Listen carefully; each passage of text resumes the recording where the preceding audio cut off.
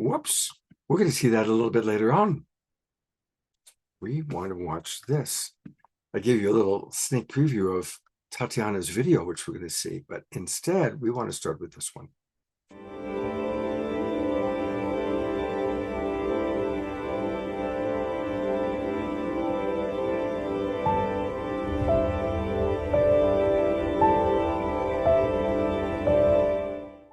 What if I were to suggest that you play a key role in the awakening world?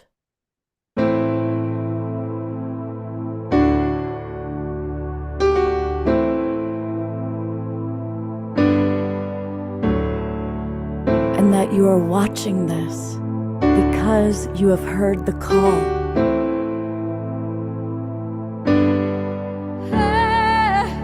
We can start right now by opening our hearts and minds.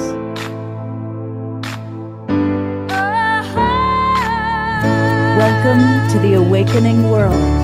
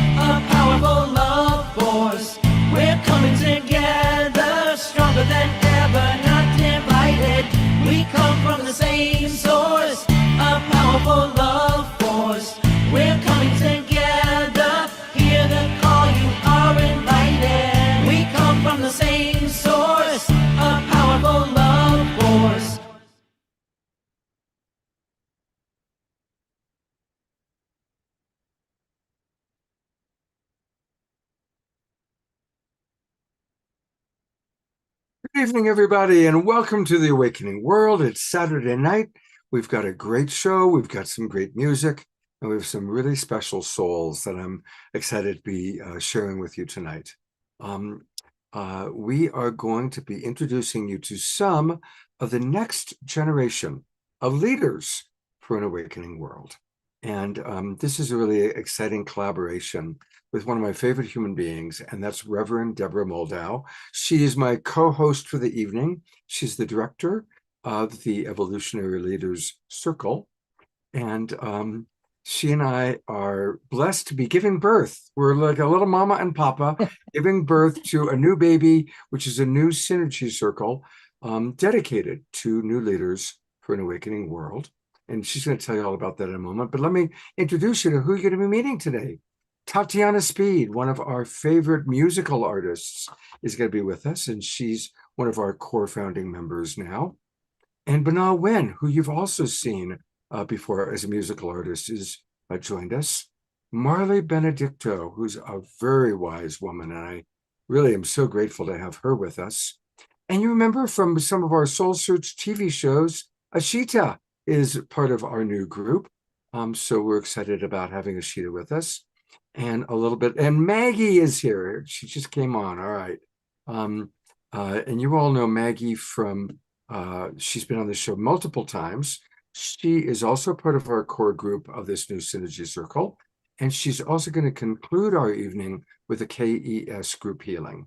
But in addition to the young people, there are some elders that are with us, thank goodness. And one of my absolute favorite human beings, and you all know and love him, it's Steve Bierman and his alter ego, Swami Beyondananda. And of course, as always, our beloved Omar Shah is with us, and he'll be providing a couple of songs. So it's a wonderful group of people. And I'm going to turn it over to my wonderful co-host, the wonderful and really just big-hearted mama bear for the evolutionary leaders, Reverend Deborah Moldow. Welcome. Thank you so much, Scott. It's wonderful to be back here on the Awakening World, and greetings to all of you in the Global Peace Tribe. I just love that name for all of those who tune into this broadcast from week to week, and blessings on you, Scott. for all that you do to bring people together and to showcase their talents and their visions and their joy. So this is very special, this very special program to me tonight, because I've been a director of the Evolutionary Leaders, which is, as you all know, you who are regulars here, you know that's an initiative of the Source of Synergy Foundation, and that it's a community of visionaries. And we've started to think of ourselves as elders because so many of us are of a certain age. And we've been asking ourselves why we're not more in contact with younger leaders. And we realized it's kind of a bit of a different world that the generation behind us and then the generation behind them are living in. Different media, different interests, maybe different views of the future, and that we needed to get to know them better. So we have, in the Evolutionary Leaders, we have 24 thematic synergy circles, which we think of as our action arms, and they're devoted to different things. And a lot of the guests have been on this show. We have the Artists Catalyzing Evolution, the ACE Synergy Circle that Scott's a very active part of. We have Conscious Business, we have Contact and Conscious Evolution, all kinds of interesting topics. But Scott actually had a vision to have a synergy circle for younger leaders in which they could come together with us and share what they're passionate about and what they see as the future that they want to co-create, and how we can support one another with our very different kinds of skills. So I'm very, very excited to introduce some of the younger leaders who are with us this evening. I'm also thrilled to have somebody more in my generation, and that's Steve Behrman, also known as Swami Beyondananda, who's one of my favorite people on the planet. And so I'm really looking forward to this show this evening. I also want to give a shout out to some of my friends in San Miguel de Allende who have joined us for the first time tonight. So thank you so much for being here. Wonderful.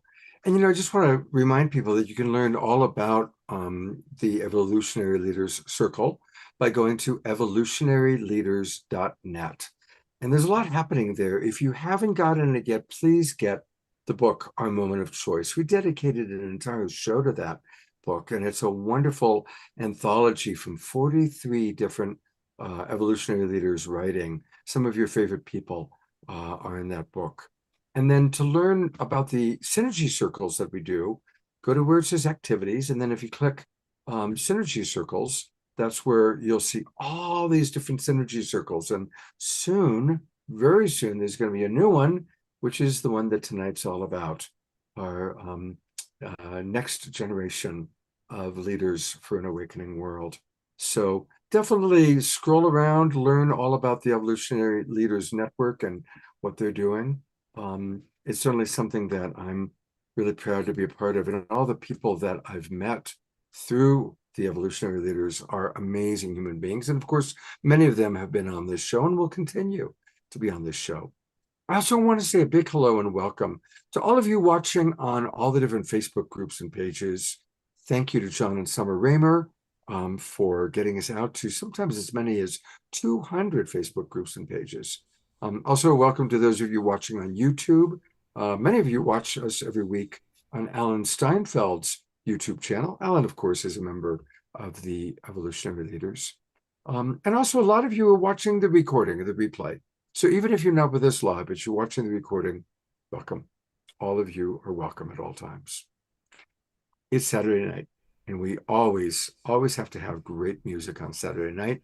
And we're blessed with the most wonderful house musical artist, our beloved Omashar, to get us going. Get ready to move and groove, everybody. Namaste and welcome, everybody. And in the interest of this being a multi-generational, not a hand-me-down, but you know, the flow through of energy of all of us bringing our wisdom to the forefront. We have in the background a nicely AI'd Sphinx and pyramids, and a song called Out of the Blue, which is basically about what happened to our ancestors. Perhaps we are our ancestors. However, we are all working this field of awakening together. So, your socks are on? Good. Yes, indeed. Right there. Come on, little buddy.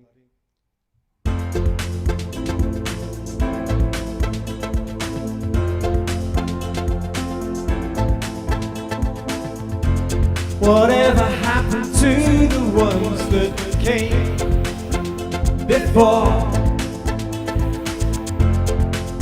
Did they just vanish into the blue?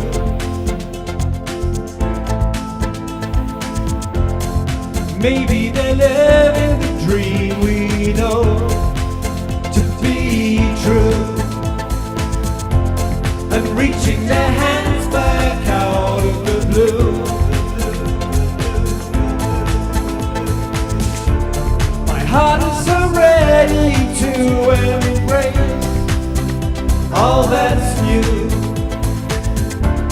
I feel the love calling for me to break on through. With peace on my mind, I know that I'm coming to a new way of life that feels so true.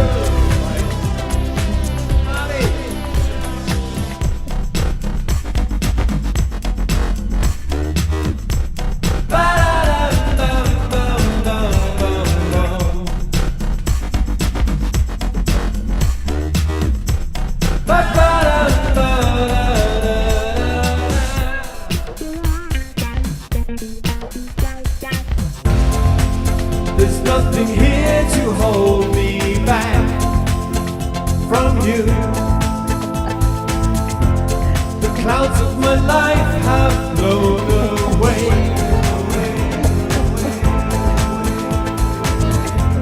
My lightness of being lifts me every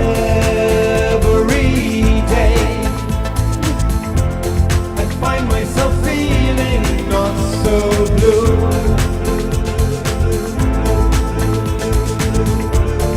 Heart is so ready to embrace all that's new. I feel the love calling for me to break on through. With peace on my mind, I know that I'm coming to a new way of life that feels so true.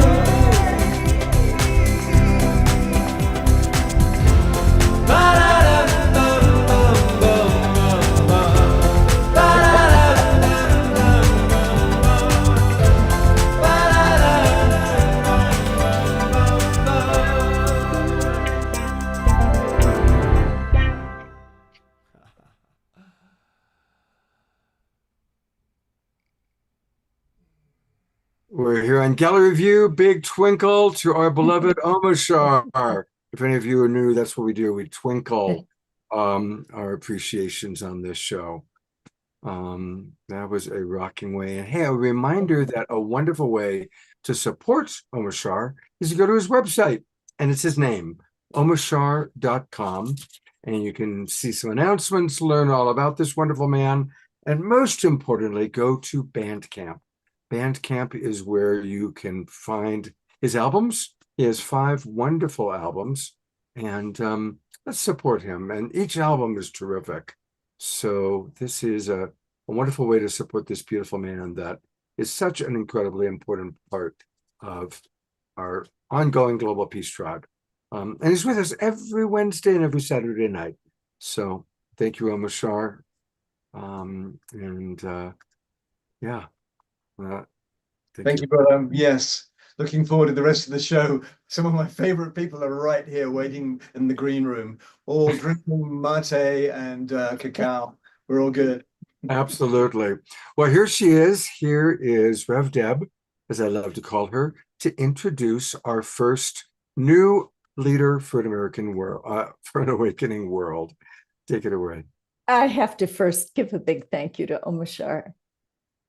Omashar, you just light up this program week after week. Your music is always so uplifting. It's danceable, but it's also inspiring, and you do such a wonderful job.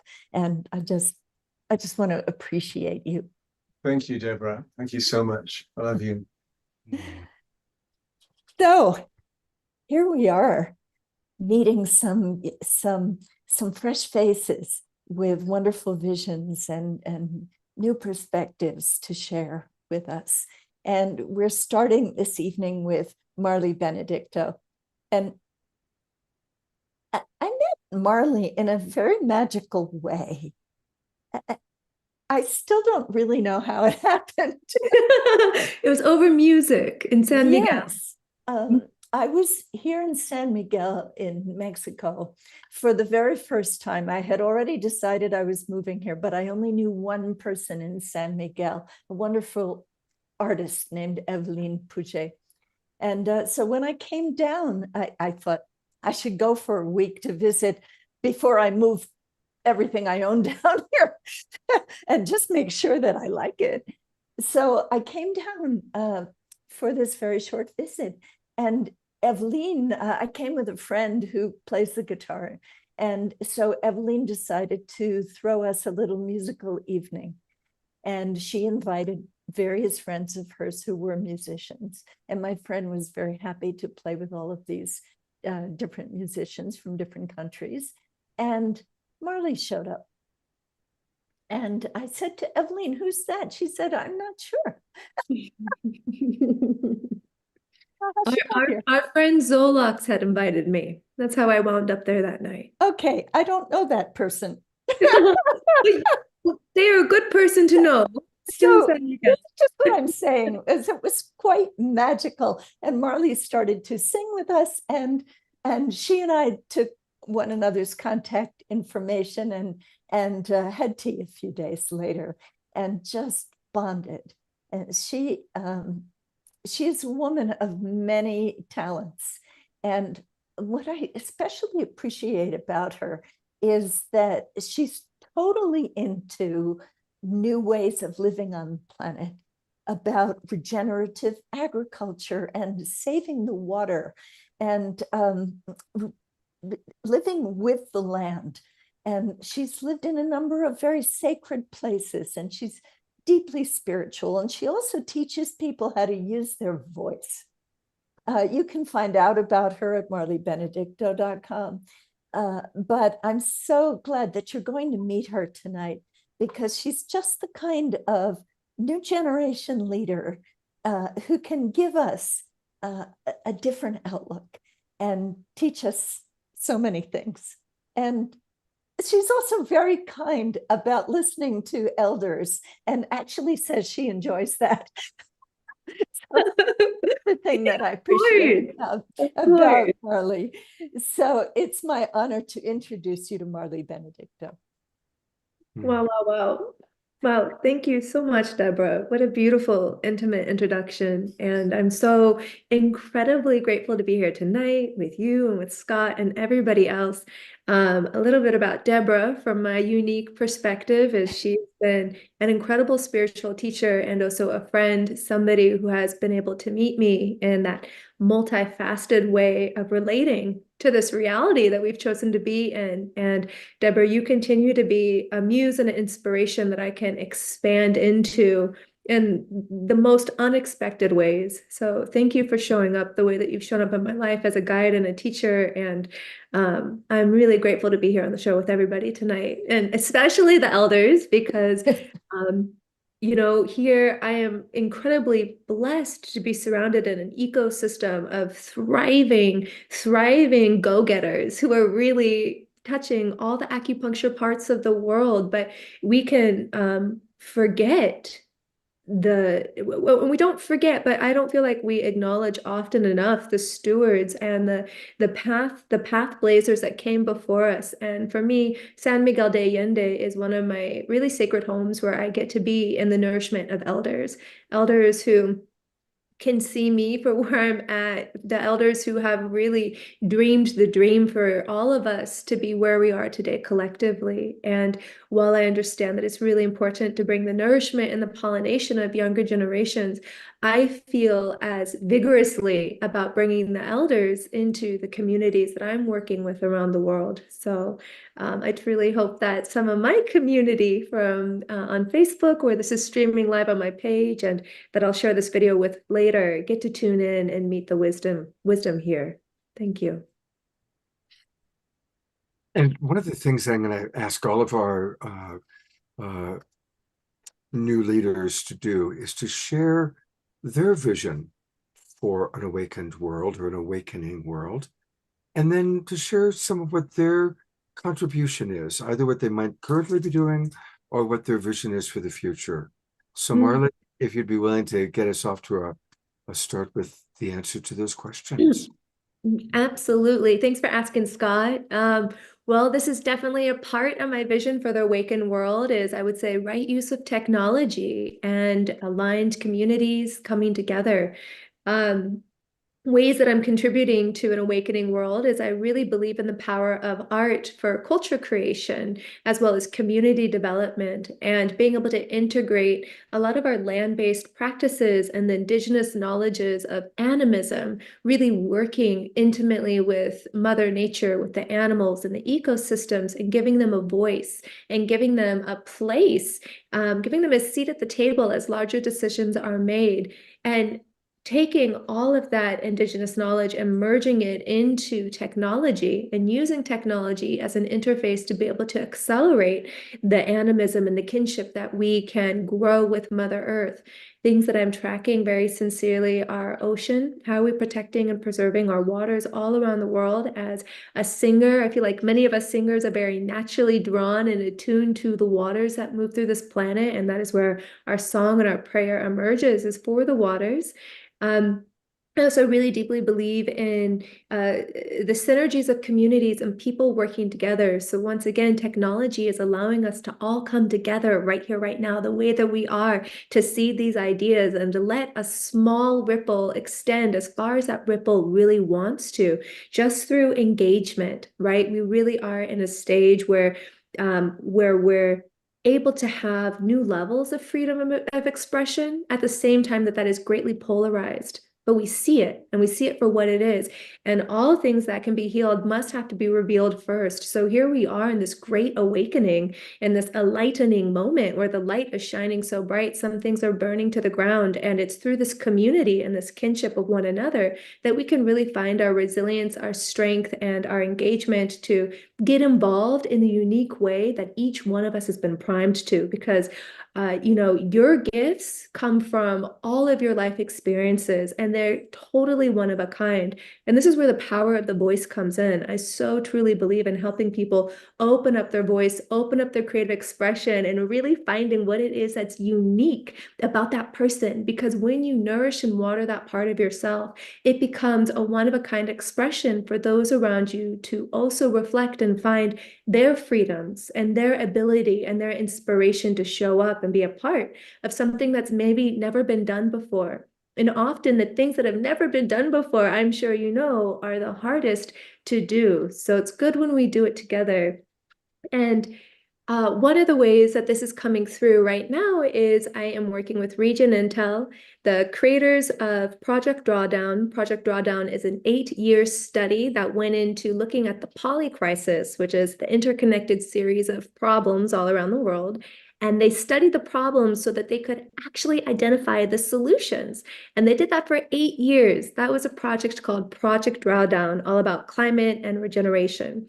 Now what they've done is they've turned it into a 15-week online course that is also a professional accelerator to really help educate and activate people across all nodes of interest, whether or not you're into climate or regeneration. There's something for everybody there.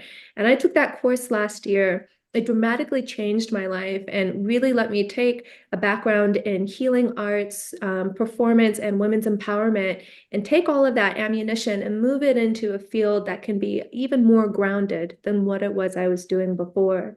So this next week on Wednesday, the 21st, I'm going to be hosting a day-long speaker series that I would love you to all come and be a part of. I'll share the link here in the chat, but we're bringing together great speakers like Amanda Joy Ravenhill, Chad Frischman, Lucian Tarnowski, David Block from Gone Gone Beyond and the Human Experience, Sonia Sophia, Alex Kotiek, and myself. And each one of us are leaders of community across the world in different sectors. And what we're going to be doing is inviting people into the communities, inviting them into meeting more people that are really actively engaged and heart-centered.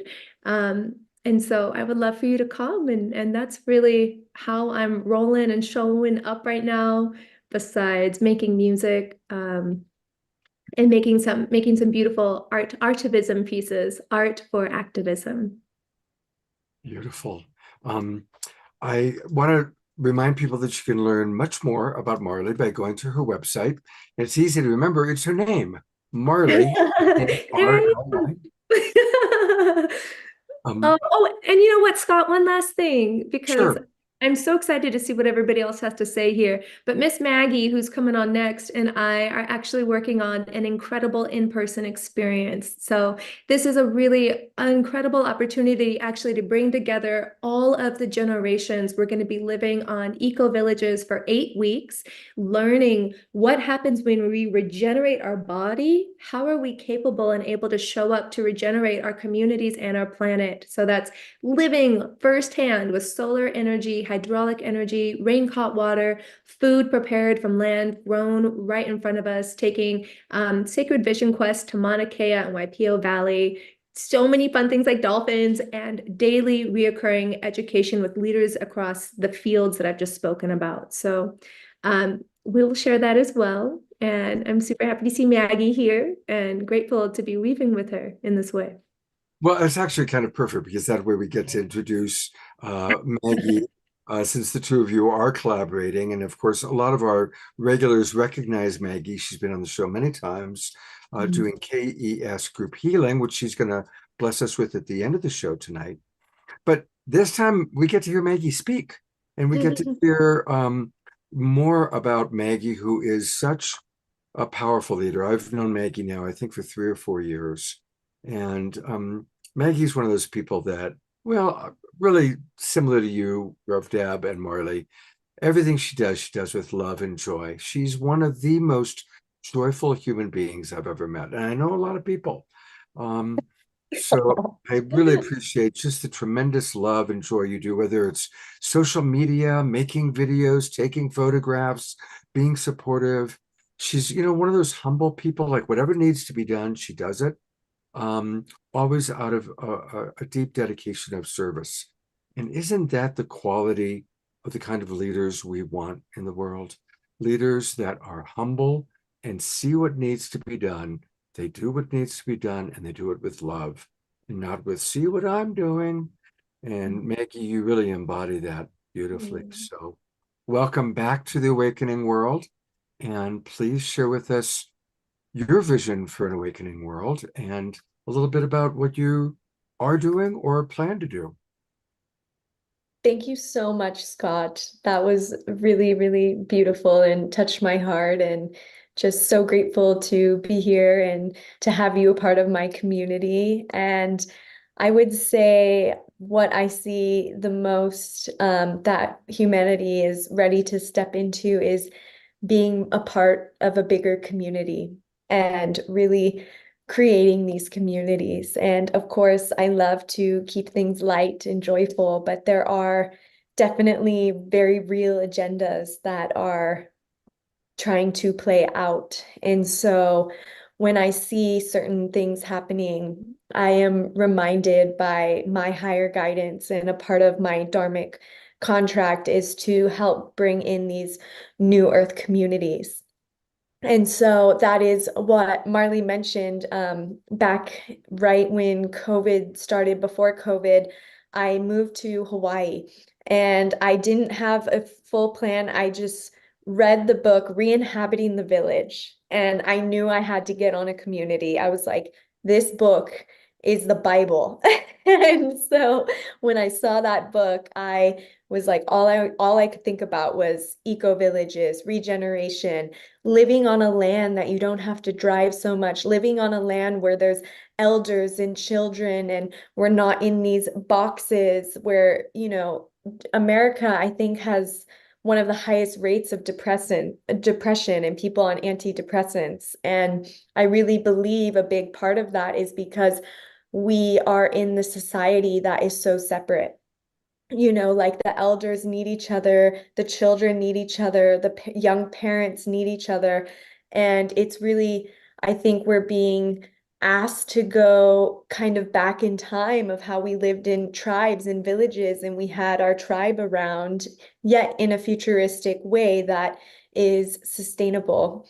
And so that is why we are in February and March, we will be taking a group to Hawaii and staying on a regenerative land. And I can speak from experience. When I lived in Hawaii, it changed my life. And I have fully dedicated my life to regeneration projects and building out sanctuaries in different ways. And so I'm currently working on a project in Ashland, Oregon right now that is going to be really centered towards a Sattvic community lifestyle and building out different gardens. And I think another really important way, which Marley mentioned before, is integrating AI in an organic way. And I just had a beautiful conversation with my neighbor, and somebody asked her, what do you think we're gonna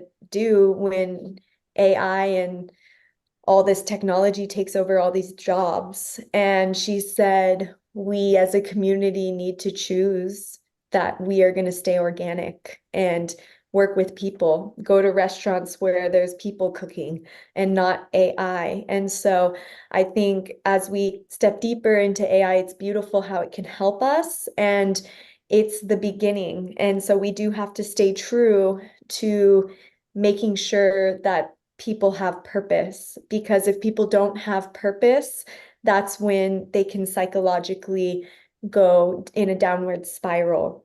And so I also, lastly, I think very important to have the spiritual education in the communities and have a very core around peace sanctuaries, meditation, and Gnostic teachings, you know? So, yeah. Tell us more about, and I'll bring Marley back up. Tell us more about what the two of you are doing and how we can support you. Oh, thank you so much, Scott. Yeah, we will be going to Big Island in February, and the intention is to really get a beautiful group of people together to get a glimpse into the future. And so if you want to explain that a little deeper, Marley, I'll hand it over to you. Oh, I love hearing you talk, Maggie. Thank you. I think I think everything that Maggie just shared actually is truly why, you know, between what I said and what she said. And we are living in a time where so many people are in isolation, and part of that is due to technology. And isolation is a driving factor for sickness and disease. And when you come together with others, you really have the opportunity to reflect yourself, to grow in that experience, and to learn how to harmonize. And especially as one of the reasons we are working to bring in healers, systems designers, and artists, as well, of course, the mothers and the children and the elders, right, for balance and harmony, is because we can't expect to be able to create peace on earth if we can't create an inner peace. And that inner peace is done through the association with other in our immediate field. One of my favorite quotes, funny enough, is by the actor Mr. Rogers. And in his movie, which made me cry, watch his documentary, Mr. Rogers, he said, if people did for their neighbor what they wanted to do for the world would be a different place.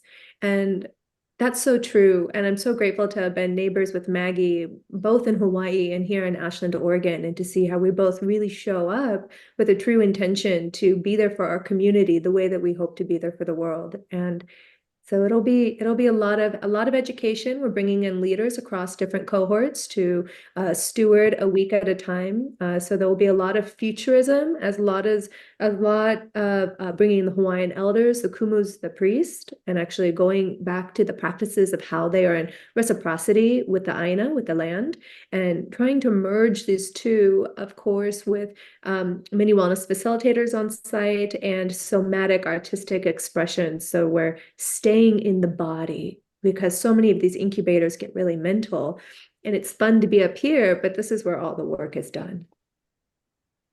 Wow. How do people reach you? What's the best way for people to contact you if they're interested in being part of what you're doing? That is a great question. Well, people who register for Wednesday's masterclass are going to get an exclusive first opportunity to sign up because we're really bringing this to Aligned community before we go public. So the best way to get a VIP invitation is come to Wednesday's masterclass and meet some of the incredible people that we're hoping to bring in together for this 8-week gathering.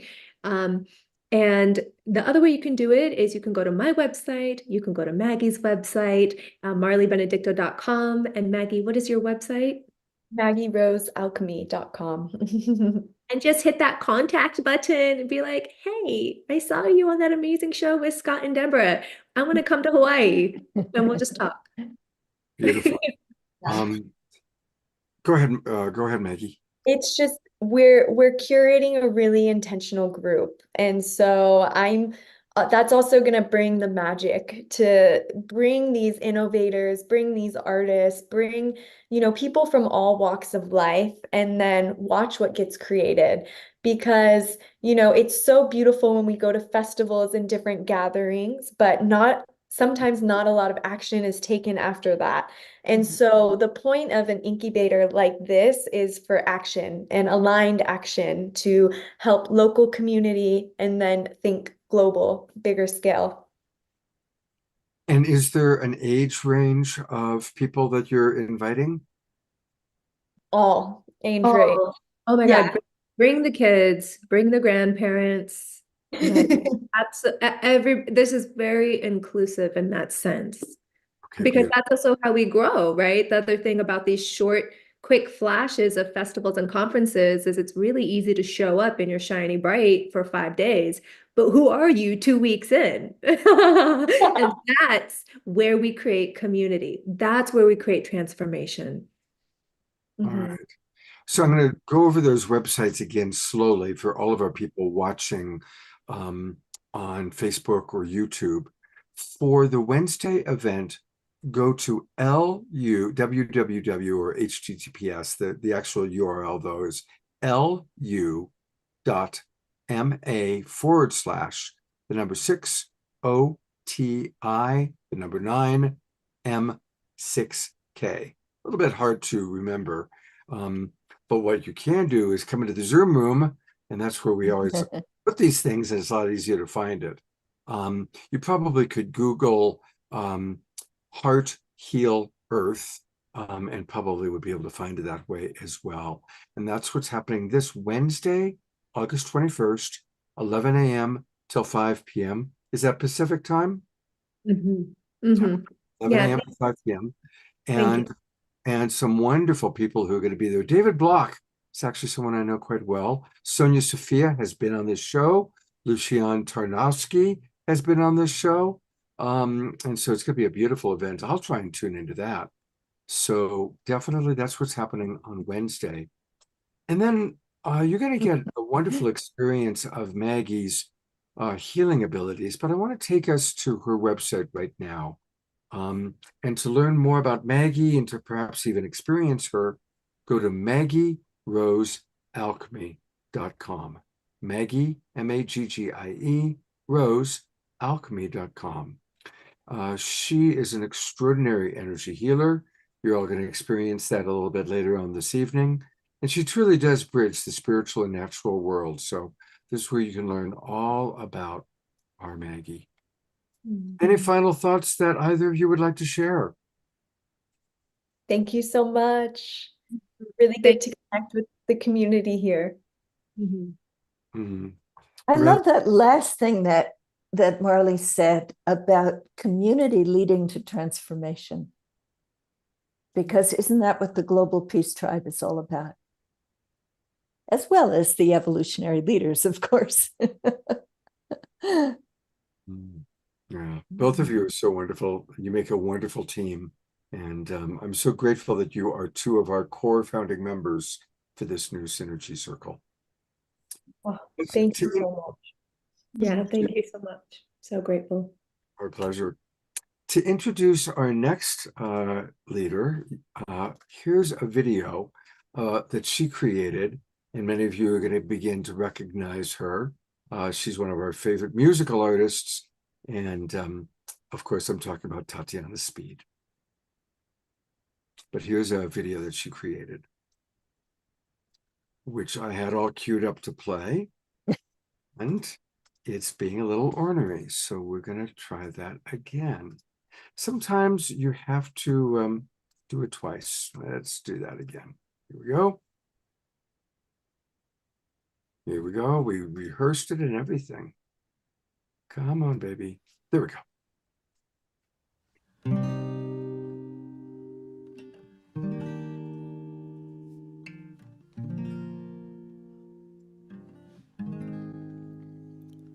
For too long, too many people have been left homeless. For too long, we haven't seen enough progress.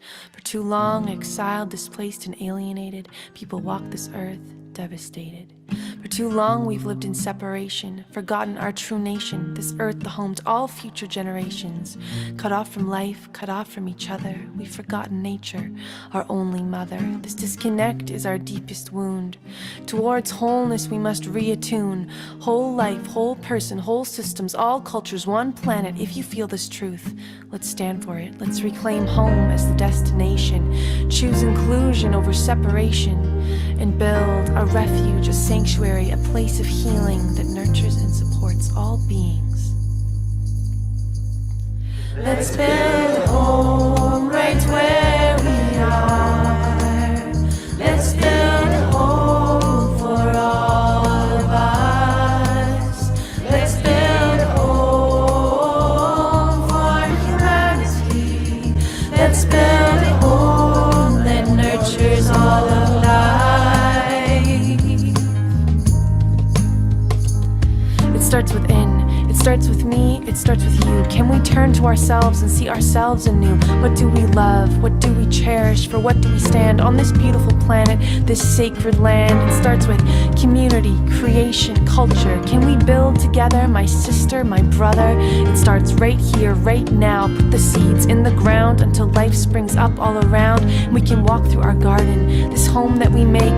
Together we change humanity's fate. And from the local to the global, from the I to the we, from the north to the south, from the west to the east, all cultures, all borders, all peoples, all life, we can come together and ignite a home for all to which all belong. This is the prayer, this is the song. Let's build a home right where we are. Let's build a home for all of us. Let's build a home for humanity. Let's build a home that nurtures all of life. One world, one home, one heart, one life. All people, all cultures now. One world, one home, one heart, one life. All people, all cultures now. Let's go home. We are going home. Let's build a home right we are. Let's Let's build a home for all of us. Let's build a We are home for humanity. Let's build a home that nurtures all of life.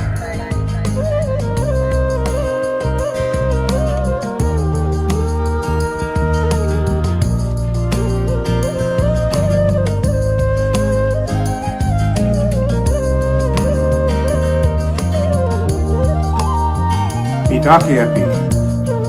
This is our Mother Earth for all living beings. From the power with to the power to, we can change and create something new. Hold the vision, hold the mission, hold the line. We are birthing a new paradigm. Homecoming, we are all becoming who we need to be to hold off this catastrophe. Down on our knees with prayers for peace for this indivisible family. Around the world, feel the hearts opening. Around the world, feel the hands extending. Around the world, feel this movement coming. All cultures, all peoples, one planet, one home.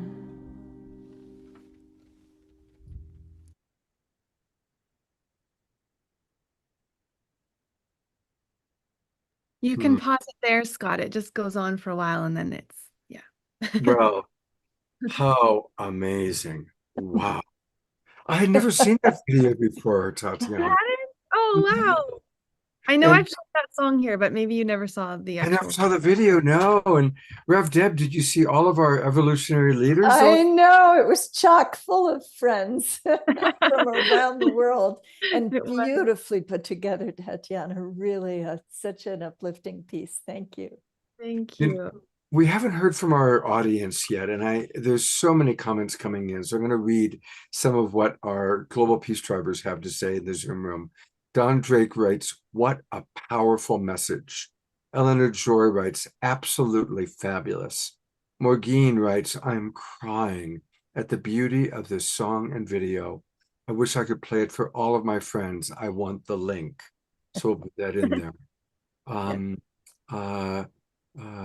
Marley writes, "Wow, so heart-opening, strong words and beautiful, and beauty." Grace Denise writes, "What a wonderful song and video." Dorina Joy, coming from Ecuador, writes, "Another master heart gem. Tatiana, you are so inspiring, beautiful, and needed now more than ever. Thank you deeply from all of us." But there's more coming in. Morgan wants to know if it's on YouTube so we can share. It is, so we'll put that link on. Ayada writes, "Tatiana, your music always brings me to tears. I love this video and all of your music." And even, well, not even, but our beloved Omashar writes, "Amazing video, Tatiana. Phenomenal and so uplifting." And more still coming in. Yeah, that video was so amazing to make because it was truly weaving the world together. And I worked with it with the organization Home for Humanity, and they have homes all around the world. And so we did this project of bringing in their voices, all around the world. People sent videos to me, and it's like, this is my vision of the awakening world, or of this new paradigm, is what I tried to create in this song. Basically, is all of us connected, all of us collaborating, creating beauty, creating art, honoring our different cultures, where we come from, and yeah, coming together in harmony, coming together in song. I feel song has such a beautiful, way of just showcasing how we can live and co-create together in such a beautiful way. So yeah, really sweet to share this video with all of you. And I've been so inspired listening to you, Maggie, and listening to you, Marley, like just light bulbs going off inside of me, hearing about what you guys are doing and the communities that you're creating. And when you said you're going to Hawaii, I've been like feeling this calling to Hawaii for years. And when you said that, I was like, I'm coming. I will be Yes, don't know if I'm invited, but you are. Wow, the first in-person meeting of the Synergy Circle. Yes, please. Fantastic. Thank you. yeah, just so inspired by all of you here and all that's being co-created. And I feel like my kind of offering is really, bringing people together through music. I do that through my women's circles. I lead women's circles where I have women singing together, expressing their voices, clearing the blocks to their own authentic expression and their fears around taking up space, being heard, being seen, being visible. And also through kirtan and just the power of us singing together, and the power of sound. Sound is the primary vibration of this universe. And then I also create really healing transmissions through music. I'm emerging still from like a 7-year kind of health crisis that, you know, was all perfect and just took me on this journey into the body. And I realized that I had been practicing spirituality and kind of using it almost as a way to check out of myself, as a way to manage trauma by leaving. And the health journey really, it just like brought me to earth and has been teaching me how to be a human being and how to really attune to the wisdom of the body and honor the wisdom of the body and see these bodies as temples of our soul, and as the place where heaven and earth come together is in this beautiful vessel of our body, this instrument of our spirit on earth. And so I feel very called to supporting all beings, but especially women, on this return to their body temple and healing the division that's there, and yeah, the absolute joy and beauty and power and wisdom and intuition and magic that's accessible when we start to come home to ourselves. And so I've been studying a lot of somatic therapy and kind of like bridging somatic therapy with also the very refined, like more rarefied spiritual practices. And I'm so, like, I feel like this is so much my own journey still. I'm still in this unfolding journey of figuring out how to be a person on the planet. And I feel like maybe that's the case for many light workers, where we come in so sensitive, so finely tuned, so like perceiving so much, and it can be like too much, and it can cause us to want to check out and not know the sacred technology of our bodies. So I am currently creating an album. It's called Lullabies for Adults, and it's a really soft, it's a very different vibe than the song I just shared with you. It's a very, very soft, gentle invitation into the body, into the somatic wisdom of the body, and into coming home to ourselves. And when I feel into my vision for the new paradigm, it's really this this wholeness, this sense of right relationship with ourselves, right relationship with each other, this forgiveness and love to ourselves, forgiveness and love for each other. And like, what kind of a world could we co-create from there for the earth? So I was thinking, Scott, that I could maybe share a little snippet from my upcoming album. Nobody has heard this yet, and it's not properly mixed, and my voice isn't perfect yet, and nothing's perfect yet at all. But I thought it could be really special just to give you guys. Yes, please. Yes, please. Yes, please. Okay. Unheard footage from my living room. Okay, how do I say share? So I'll just tell you a little bit about the song. The song is called May Love Carry Us Home. It's coming towards the end of the album.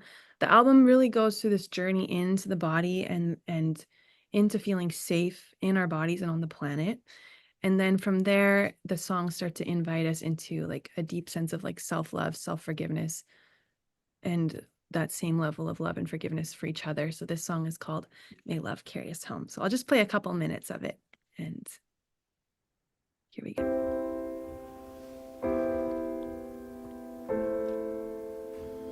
Can you hear it okay? Yes.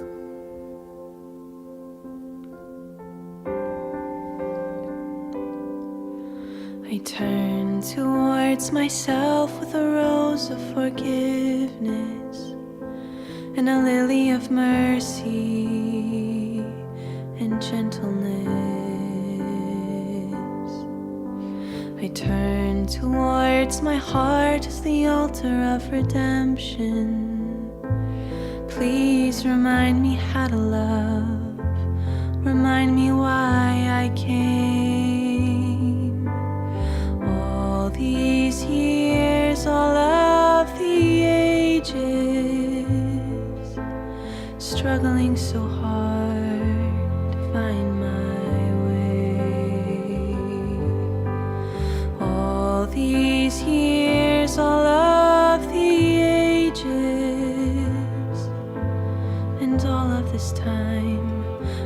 held in love's embrace. Om Namah Shivaya Shivaya, Om Namah Shivaya Shivaya, Om Namah Shivaya Shivaya, Om Namah Shivaya Shivaya. Let love carry me home. Let love carry me home. Let love carry me. Let love carry me home.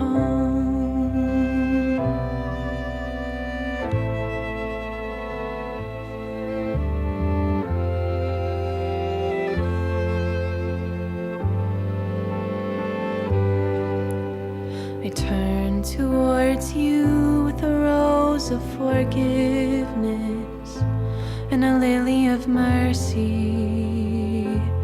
and understanding. I turn towards your heart as the altar of our love. I'm so sorry for missing you so completely. All these years, all of these ages, struggling, fighting, and forgetting. All these years, all of the ages, and all of this time, we've been held in love's embrace. Om Namah Shivaya Shivaya, Om Namah Shivaya Shivaya, Om Namah Shivaya Shivaya, Om Namah Shivaya Shivaya. Let love carry us home. Let love carry us home. Let love carry us. Let love carry us home. Let love carry us home. Let love carry us home. Let love carry us. Let love carry us home.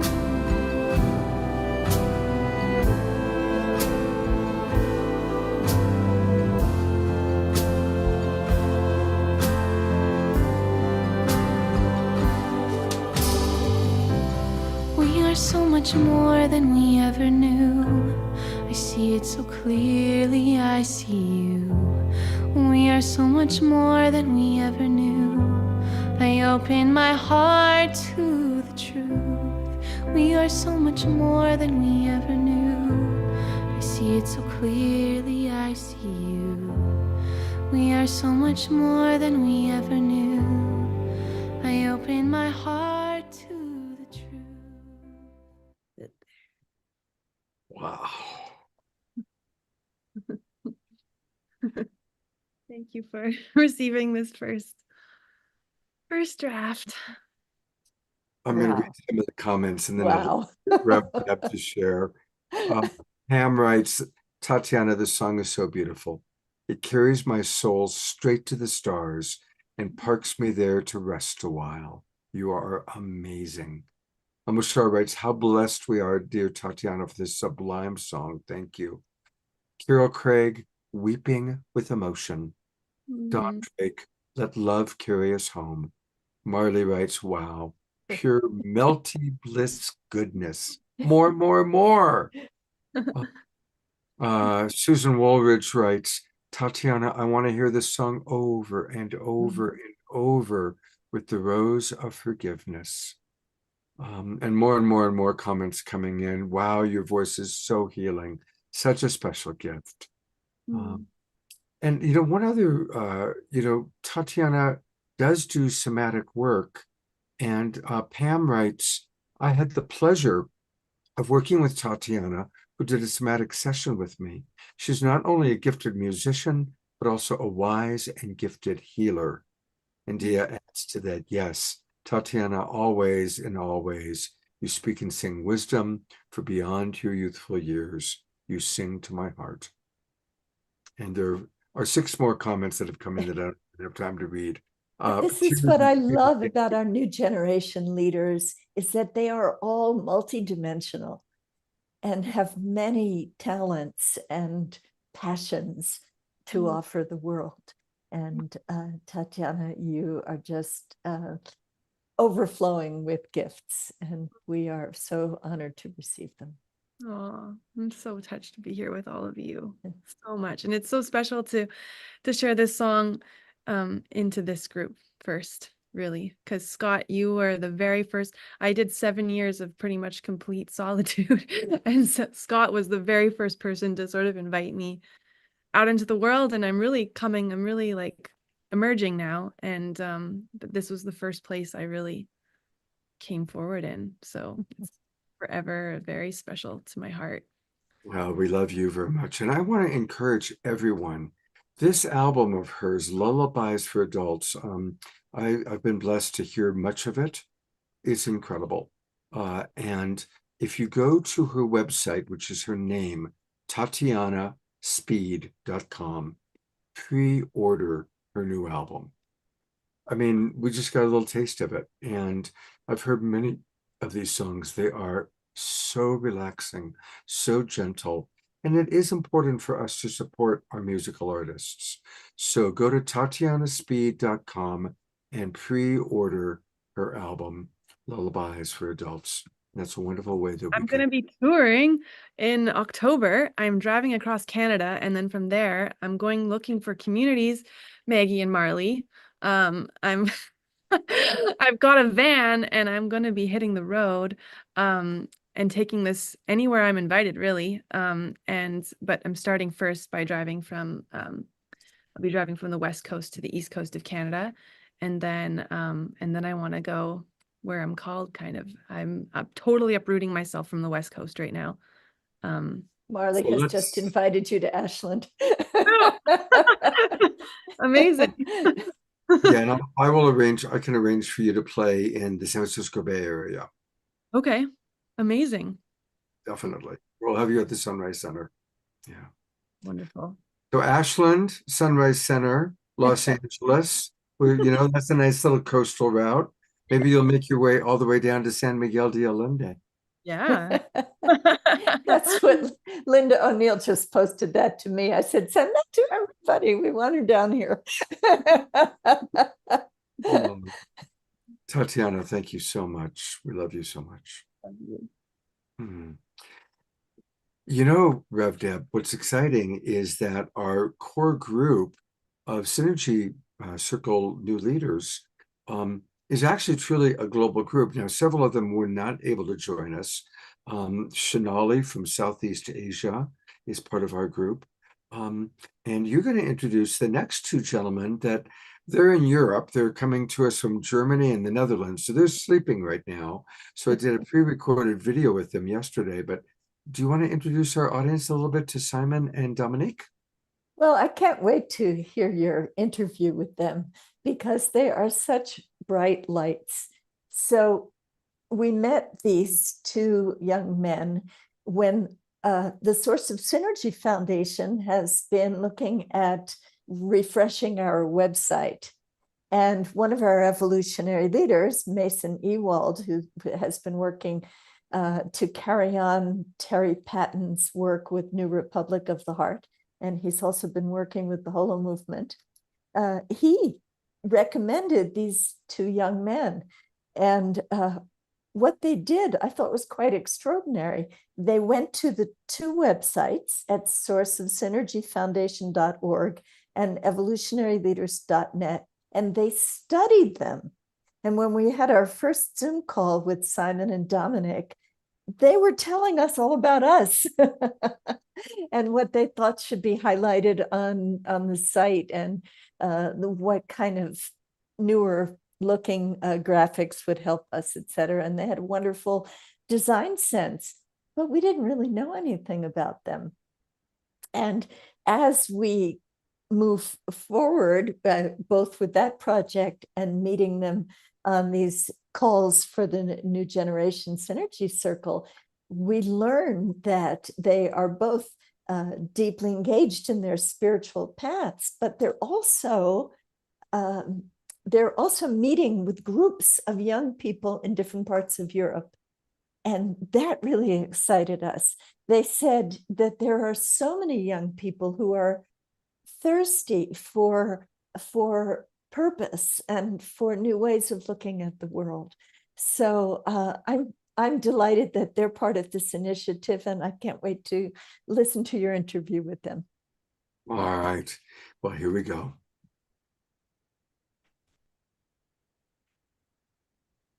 So here we are with two of our new leaders coming to us from Europe.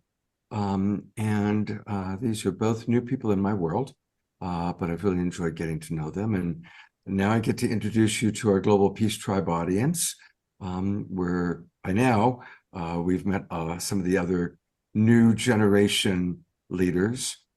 So we'll start with Simon, who's in the Netherlands. Simon, what's your vision for an awakening world? Thanks, Scott, for the introduction. And my vision for an awakening world is a place where we can all come together and just be ourselves authentically, where we don't have to be pretending to be someone that we are not, and that we can, as a community, create an environment in which we can find ourselves in the first place. Because oftentimes we come into this world and have many ideas about what we are, what we should be, societal norms. And I think it's just amazing if, or for me, my vision for an awakening world is a world where we can all find out who we are truly, ourselves, and that the school system or the educational system is designed for finding ourselves, that the medical system is really designed to find ourselves. Because for me, for example, sickness is just like losing parts of ourselves, and then trying to reintegrate them would be a great place to start healing. And that's for me what healing is about. So I think it's just about a place where we can all mutually find ourselves, and what this entire thing of physical life is about. It's beautiful. Yes. That is a good vision for an awakening world. And Dominic, who's coming to us from Germany, what would you like to add or riff on for your vision for an awakening world? Yeah, thank you, Scott, for having me as well. Yeah, I mean, Simon, thank you for what you already shared. I totally agree with what you said. And also for me, it's really important that our society is structured in a way that there's really an openness for the individuals to discover the nature of their own existence, and really get into depth of why we're here, who we are, and that there is a certain freedom that we can actually discover our purpose, not just when we're really old and we have enough money or enough resources that we can actually pursue these endeavors or these questions, but actually when we're young, and we have a lot of years to come where we can actually transform society or certain systems that are still stuck, but they're old systems are disappearing and new ones are coming online. And as you said, Simon, for me, my passion also lies in the education system, because I think a lot starts with education or re-education in a certain way. From my point of view, there should be a focus also on the inner development, and especially also on the spiritual aspect of our being. So that's not just one-sided materialistic education, but also a sort of holistic education that also incorporates healing. It also incorporates our waking up process, and different spiritual traditions, but also different methods that people can explore for themselves, and then choose a path that they feel that they're resonating with, and that is part of their purpose.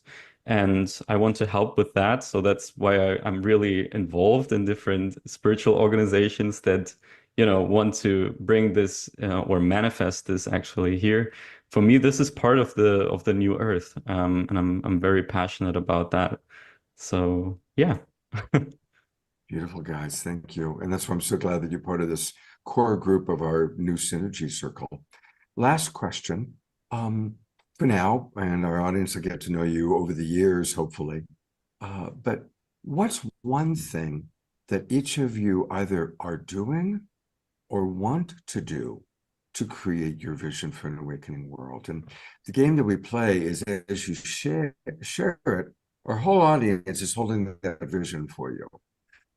Because we believe strongly in holding vision, that the more that we speak our vision and the more that we all hold it together and bless it, it helps it to come into reality. So I'd love for each of you to share one piece of what you're either currently doing or wanting to do that we can all hold the vision for. And we'll go back to you first, Simon. Right, thank you, Scott. Yeah, for me, it's just that I have a huge passion as an entrepreneur to create spaces where all of this inner development can be facilitated. In the past, it was through online platforms, for example, a platform called Relight, which is a search engine for spiritual places where spiritual people can come together and find their places where they can be held in a space of growth. And now I'm looking for or transitioning my work from the internet or from the online world to the offline world, because I really have a passion for architecture, so I want to create these spaces, these containers where people can do this growth, and where this growth is facilitated not only online but also offline. And yeah, I'm currently just diving into architectural things, just exploring architectural styles, how to build temples, like real world modern day temples where these things can be facilitated. I recently, or just like a month ago, applied for studying architecture in Germany. Got rejected because my vision seemed to be a bit too futuristic. But now I'm just looking for ways to build temples in the physical for facilitating growth spiritually and on every level of our being. All right, well, let's all hold the vision that sometime in the not too distant future, Simon has built the most extraordinary new paradigm temple, physical structure, where people that met through the online gathering have come together and are communing and appreciating this beautiful work of art as they appreciate the works of art that each of them are as individuals. How's that? That was amazing, Scott. Thanks. Oh, and Dominique, what vision can we hold for you? Yeah, as I said, I'm really passionate about helping to transform the educational system, and this is why I find myself at the intersection point between being a spiritual apprentice of a Native American shaman on the one hand, diving into the mystical, taking part of retreats and different courses that are outside of the traditional system, but on the other side, also being in the education system, going the academic route as well, to help shift something. So this is why I align with universities that are at the cutting edge and that are transforming, that are already alternative within the existing educational system, like Alanos University, where I helped initiate a new institute, the Institute for Conscious Education and Social Transformation in Germany, where we're certifying all these wonderful people who are doing the retreats and the courses that are not yet part of the academic system. So I see myself a little bit as a bridge there in a certain way. But the bigger version certainly would be a full-fledged spiritual university, which is holistic, which also incorporates the physical, but not just the physical, also the multidimensional. And I think this is something that I'm working towards. This is why I connect with Ubiquity University and with Interstellar University. I do a lot of work for them as well. And this is also why I'm at the board of the Association for Spiritual Integrity, because I think that these practices should be held with integrity. We cannot go back to the old paradigm of religion, but there should be a new way of spirituality without, institutionalizing it like religion did before. There should be a new way of how an institution can be positioned in a way, but it's not standing in between you and, your some people call it their higher selves or their connection to God, to the absolute, to the nature of their own existence. There shouldn't be an institution between that, that is facilitating the connection, but more something that is, holding a space, so people can pursue that on their own, with people, with teachers that can guide them towards that. Yeah, I'm really much on my way doing this. It's a long way. I have a lot to learn. I'm stumbling a lot as well, but yeah, that's what I want, what I wish for the world, actually. So we're going to hold that vision for you too, both as you as student having the perfect teachers, but also you as the bridge builder, and playing your perfect divine role in building these bridges between institutions and individuals, between indigenous wisdom and more traditional academic. We're a big fan of Jim Garrison and Ubiquity University. He's been on the show, of course. Yeah, and anyway, gentlemen, it's great to connect with both of you. And thank you for sharing a little bit with our Global Peace Tribe audience. And I'm going to end the recording now, but stay on because we'll chat for a moment.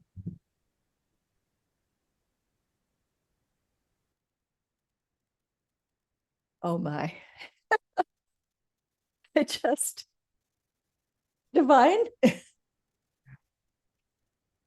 I love seeing the new masculine come in through men like Simon and Dominic and Omashar and you, Scott, and so many of the guests that you've had on this show. It's healing. So I've put 2 links in the chat, one to what Simon spoke about, Relight, where he was putting, yes, scroll down to the places because it's lovely to see that. Let me accept the cookies. There we go. Sure. Oh, I and somebody love that he wanted to do that, to direct us to where all of these spiritual centers are. And I see a lot of them are in California. and honestly, I've been to Green Gulch, Zen Center, SRF Hollywood, Esalen Institute, Mount Baldy. I've been to most of these places. Yeah, I was expecting more of them to be in Europe, but I guess California is still a nexus of spiritual centers. And then I also put Dominic's website and his about. He's just such a bright light. So I love these directions that they're moving in. Again, they are so multi-talented. We met them because they build websites, but Simon is going into architecture and Dominic into education. And it's just inspiring. What can I say? And global, the Netherlands, Germany, Latin America. So it's really, we are the Global Peace Tribe, and we definitely want for this new synergy circle to be made up of young leaders from all cultures, from all races, from multiple countries. We'll definitely have to talk to Pato and Antoinette and see who they can refer from their African travels. And I know you have somebody that you were sharing with me just before we went on air, Peter, who's in Europe, with some young people in Europe. Yes, the Hague Center has, based in the Netherlands, has young people that have been engaged in their programs with them. So I'm looking forward to meeting the people that they want to send to us. And I also want to mention, just from a glance at the chat, that Tatiana has been invited to practically every place imaginable that our Zoom audience could think to offer. So she's going to have quite a journey. And thank you, everybody, for opening your hearts and your homes to Tatiana. I know that's going to be a magical journey. Yeah, it's very, very, very beautiful to see all the comments coming in and all the support for our beloved Tatiana. And speaking of beloved, you get to introduce someone that I know is very precious to you. Oh my God. Is everybody ready for a break? I asked Scott to put this image on the screen because this was my introduction to the delightful Steve Behrman in his alter ego as Swami Beyondananda, this book, Driving Your Own Car. Oh, do put it up again. Okay, I'll do it again. This book, Driving Your Own Karma. Oh. This came out, I believe, in 1989. And I was so impressed that somebody could be this witty and this wise at the same time. And later on, Steve co-wrote a book with Dr. Bruce Lipton, who was one of our original members of the Evolutionary Leaders. And that was the biology of belief, right? Yeah. And spontaneous evolution. Oh, I'm sorry. Bruce is the biology. He wrote that by himself. I did not know. He did that by himself. You came in to make it more spontaneous. Spontaneous evolution. And we were so thrilled to bring Steve into the Evolutionary Leaders.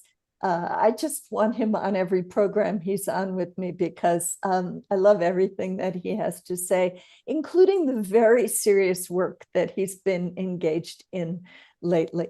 But here he is as the one and only Swami Beyondananda. Well, thank you. Thank you, Scott, for inviting me on an Awakening World, because that is our choice right now. Either we will have an awakening or we'll have a wake, if you know what I mean. And of course, the synergy circles, that's perfect. There's no sin in synergy, and there's no harm in harmony. Now, I like the multi-generational approach of this whole thing. I'm happy to be part of the multi-generational regeneration generation so that together we can reverse the degeneration. Now, being a Swami, I get a lot of metaphysical questions, and I never met a physical question I didn't like. But recently somebody asked me, Swami, can you help me communicate with a loved one on the other side? I said, sure. Which side, Democrat or Republican? Now, I know this is an international audience, but the polarization seems to be very pervasive in our country. The body politic already has many issues. We suffer from iron deficiency, truth decay, erectile dysfunction, and now bipolar insanity. Yes, partisan activists are springing into action. No more passively rearranging the deck chairs on the Titanic. No, sir. We are now actively throwing the deck chairs at one another. A step in the right direction. Now, fortunately, there is another side of the story.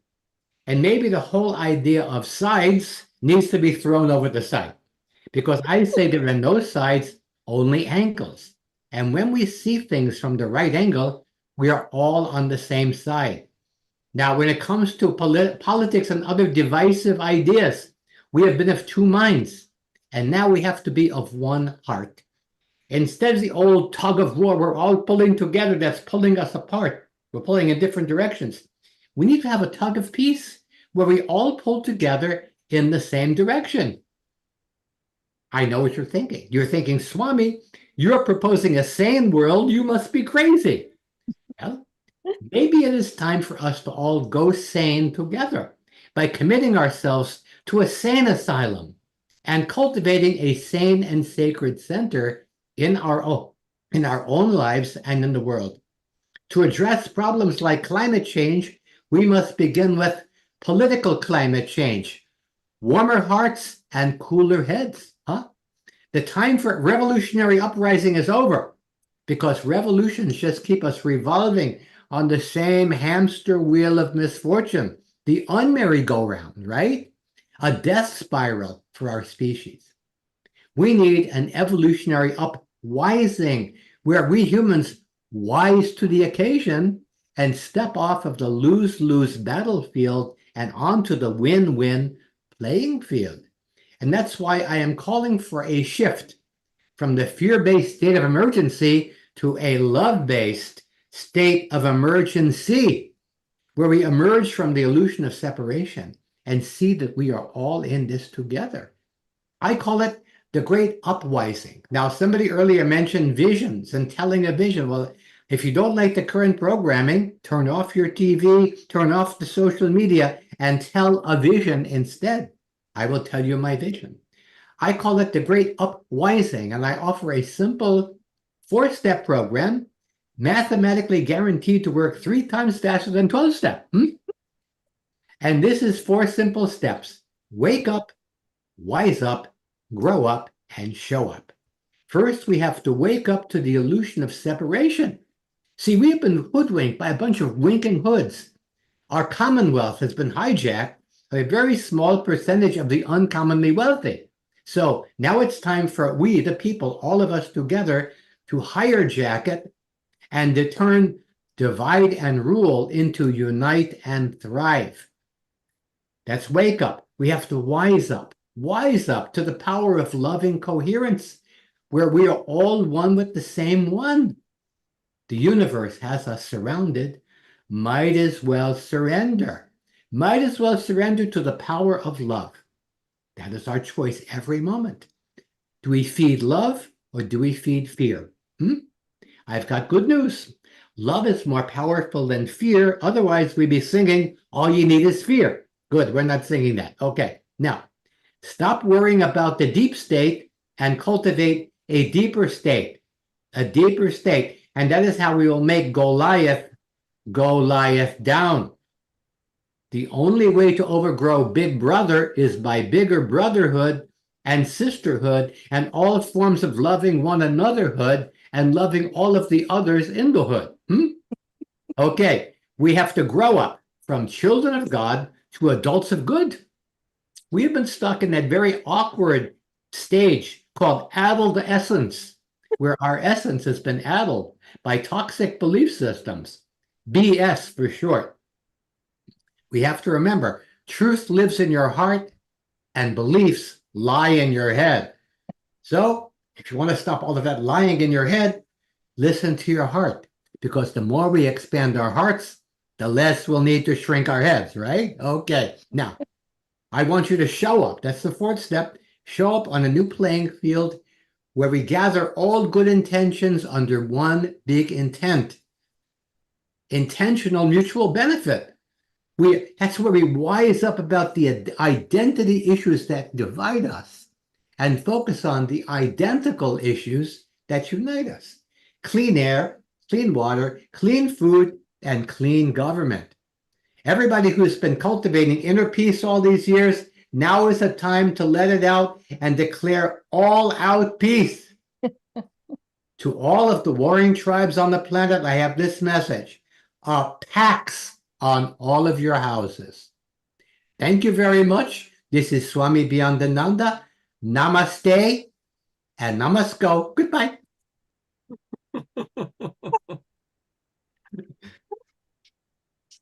I'm going to change. Can I change it to somebody else now? Is it safe to change? Okay. Thank you, Swami. Oh, you're welcome. Yes, and we're looking forward to welcoming Steve Behrman. But meanwhile, let us all give our twinkles to Swami Beyondananda. Big twinkling, everybody. Thank you. Thank you. Thank you. Absolutely amazing.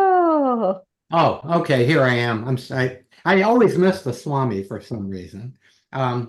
But seriously, folks, I appreciate the introduction, Deborah.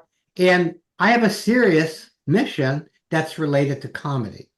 And I've been doing this for many, many years. And one of the things that I think is very important right now, particularly with this polarization, and that's being kind of geared up and ginned up by our anti-social media, and that is to use comedy to bring people together. Not to pretend that we don't have any differences, but to celebrate those differences in a playful and loving way and begin to laugh at ourselves. Because when we laugh at ourselves, as the Swami says, laugh at yourselves, the whole world will laugh at you too. So when we laugh at ourselves, we give people an invitation to be defenseless. And there's a lot of humor that's been happening over the past, I don't know, in my lifetime, the last 50 years, let's say, that's been much more mean. It's been much more polarizing. It's been much more designed to insult other people rather than bring out the humanity in each of us. So my mission in the upcoming Love and Laughter tour that's going to begin right where I am in Northern California, and I think we can put that, doing a show at the San Geronimo Community Center, September 21st, and that's the launch of my West Coast tour, and then more touring around the country next year called the Love and Laughter Tour, and that is designed to bring people together above and beyond their differences, political differences, religious differences, and to laugh together. Victor Borge, one of my great heroes as a kid, he said that laughter is the shortest distance between two people. And I'm betting that that's true. I've done last year. I've done shows where literally people from all sides, all political sides, came together, and somebody wrote me an email about it and said it was so great to see friends that they knew who are Donald Trump supporters and those who are progressives all laughing together at the same joke. So I think that that's what we need to do. We need to come together at the heart, and there's no better way than hearty laughter. So I'm sharing that mission, and I'm doing coaching as well, cosmic comedy coaching. And I want to work with people who have a mission to be change makers, who have a mission to be community organizers, who have a mission to bring people together, because I have a feeling that the 4 steps of cosmic comic consciousness, it's a joke, laugh, lovingly laugh at your own face, in your own face. Find a joke hidden in the picture and commit random acts of comedy. I believe that that is a pathway to bring people together, and then once we're together, to have us collaborate for intentional mutual benefit. And if I have another minute here, I want to acknowledge another member of the ELC, Richard Flyer. And Richard was the founder of something called the Conscious Community Network in Reno, Nevada, in the mid-2000s. And he is writing a book, and I'm helping him, this is my serious project now, write a book that I think is an heir to spontaneous evolution. It's the next step, because Richard's work in Reno, based on the work of Dr. Aryaratne in Sri Lanka through the Sarvodaya Project, is designed to bring people together in symbiotic networks that connect the good in a community and spread intentional mutual benefit. If you go to Richard Flyer, that's Flyer on Substack, you can read the book in installments. So part of my mission right now, that's both serious and humorous, is to bring those people who want to make change in the world and help them use humor, first of all, to give themselves perspective and equanimity, and allowing them to be a space holder for people with radically different beliefs. Because what's required right now is not just relating to the members of our own tribe, but radical inclusivity, where we include people we don't agree with. It's really very important to be able to do that. I say humorize, humanize, and harmonize. Beautiful. Beautiful, Steve. And I'd also like to point out that your date at the San Geronimo Valley Community Center, yes, is September 21st, which is the UN International Day of Peace. Exactly. And I'm actually participating in that. I'm going to go to San Francisco earlier in the day to be part of the bigger program.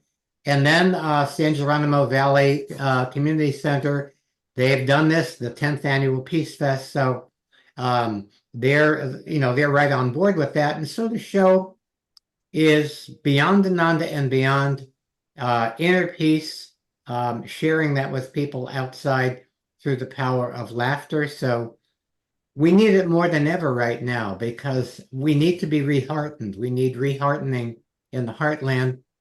And nothing does that like hearty laughter. Takes us out of our head, puts us into our heart. You are a genius, and we love you. And And everybody is welcome on September 21st, whatever you're doing. Exactly. part of- Everybody's welcome. Unite for Peace, which Exactly. is a global campaign that this program will be part of as well. So thank you so much, Steve. And thank you for bringing Swami with you tonight. We all enjoyed it so much, and everybody in the chat was just raving about you. So, and trying to keep up with all the clever things that you said. Well, I So think it was recorded, so you can play it back slow. we can watch it on Facebook again and again. Don't Thank go you so away, much. Swami. Don't go away, Steve, because I want to read some of the comments that have come in. And All right. then you've sent me like 3 different things to show, and I'm going to show all of them. So, Okay. so a few of the comments that came in. Kiki writes, Swami comedy, laughter equals smiles, equals happiness, equals love. And Eleanor Joy says, wow, to humorize and humanize and harmonize. Carol Craig writes, humor is an excellent strategy. I used it in my classroom. My kids called me firm, fair, flexible, and fun. I could make my students laugh in some of our most intense moments, and they really appreciated that. Mark McCormick writes, this is absolutely perfect, Steve. Very synchronistic timing. You are a genius. And a reminder, Rev Deb reminds us, you can find Richard Flyer, like fly, Flyer, on Substack. Dr. Laura writes, random acts of comedy. That's what we need. Marley wants to learn some of the ways that you bring levity. So you've got a student there waiting for you. Dr. Laura says, this is fantastic. Laughter is the shortest distance between two people. And finally, Pam writes, so much fun and the humor Swami shares. Thank you for the wisdom and the laughs. Now, some wonderful ways to get more of Swami. His primary website is wakeuplaughing.com. Now think about that double entendre. Wake up, that's what he's helping us to do, laughing. Wake up laughing. And there's a lot there. You can watch some of his comedy clips, but there's his calendar. You can see all that he's doing, notes from the trail. So definitely go to wakeuplaughing.com. And then if you want the book that he wrote with Bruce Lipton, and we love Bruce Lipton, we just had a show dedicated to Bruce a couple of weeks ago, you can get it on Amazon. It's, again, Spontaneous Evolution. Just go to Amazon and pick it up. You can get it as a Kindle or an audiobook, hardcover, paperback, lots of ways to get that book. So definitely do that. And then I still finally, recommend Driving Your Own Karma. I haven't seen that book in years. I may have a copy in storage somewhere. is it still available, Steve? Apparently, yeah, it's Inner Traditions. You're right, 1989. And boy, it was hard to find that car for the photo. It was really hard to find that car. But anyway, yeah, so that was the original. And that was back when No, you are the original. Steve, tell us finally about this. This is your Substack. So this is how people can subscribe to you, right? Yes, and also I'm writing my story. It's called Travels with Swami, a wiser guy's journey from new age to old age. And and that's sort of my recollections, my pre-Swami days and all of the mischief that I was involved with, and interesting, amazing people that I've met, great adventures, and hopefully a funny book. So I'm releasing that in installments. If you go to the Substack, you can find out how to be part of that. Okay, so And again, that's the best way to reach me. You can reach me at my at info@wakeuplaughing.com okay. if you want some coaching or want to find out more about my programs. And just to kind of bring it back to tonight's show, is there anything you'd like to share about your inspiration as one of our elders watching our new leaders for an awakening world? Well, I'm really happy to see that there are people who are expecting to be around for 50 or 60 or 70 years and are doing something about it.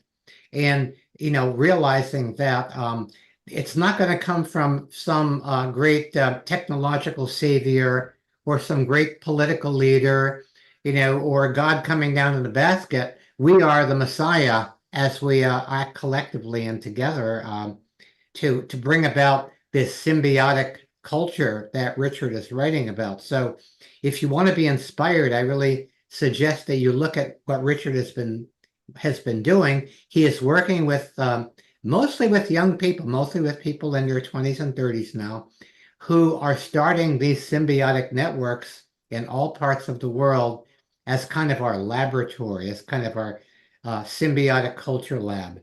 So I am so excited about this multi-generational aspect because everything in what Richard calls the culture of separation tends to keep everybody in their little silos. And this is all about coming out of the silos and collaborating, cooperating, communicating, and co-creating together. Beautiful. So I'm inspired by everybody I saw. I love the music. I love Tatiana's music. I love that. And I love the fact that there are new things happening everywhere. And the world is now in good hands. Absolutely. Steve, love you so much. Thank you. Say, I give some thanks to Swami if you happen to see him for us. All I'll right. tell him. Steve, Marley is asking in the chat whether info@laughingsteve.com is your email.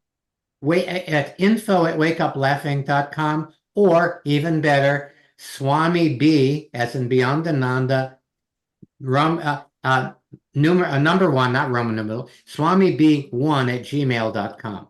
Okay. SWAMI B, as in Beyond Ananda, numeral 1. Quickest way to reach me. Okay. Swami B #1@gmail.com. That's the way to reach him. Yeah. All right. Thank you, Steve. Good. Thank you so much. Well, he was just talking about how he enjoys music, and our next leader is somebody that we met again through Soul Search. Once a month we do a collaboration with Tangela and the Soul Search community, and this is Banal Wen, and he is. It's funny. I ran into him. I went to a concert that my friend Ray Amano was playing at. There was this tall guy, and I go, "Oh my God!" And anyway, I got a chance to meet him in person. Very tall, and very talented. So are you. Well, that's true. You are tall and talented too. Well, thank you. Thank you. Yeah. Thank you for having me. Well, same question that we've asked everybody, and he's going to share some words and some music. So in whatever order you wish, music, words, music, however you wish to combine it. But tell us your vision for an awakening world and your role in creating that. Yeah, my vision for an awakening world. I think my vision at this point feels a bit more general. So I've gotten very much into my perspective being very frequency based and feeling based. So it feels whole and it feels authentic. I think it really all comes back to authenticity. It's a place where everyone feels safe to be authentic and everyone's authenticity is supported. And yeah, I've already been experiencing a lot of that in my life. Just living, well, I would say about 5 years ago, I dedicated myself to what I would call intuitive living. So basically just ditched any idea of any sort of plan or structure at the time. And I decided I got really into Abraham Hicks. It was at the beginning of my spiritual journey. And so I basically started the process of, attune myself to a vibration and then just follow it and see what happens. And of course, naturally, over many years, intuition says, hey man, it's time to start building some structure again in your life, but it's still a part of intuition.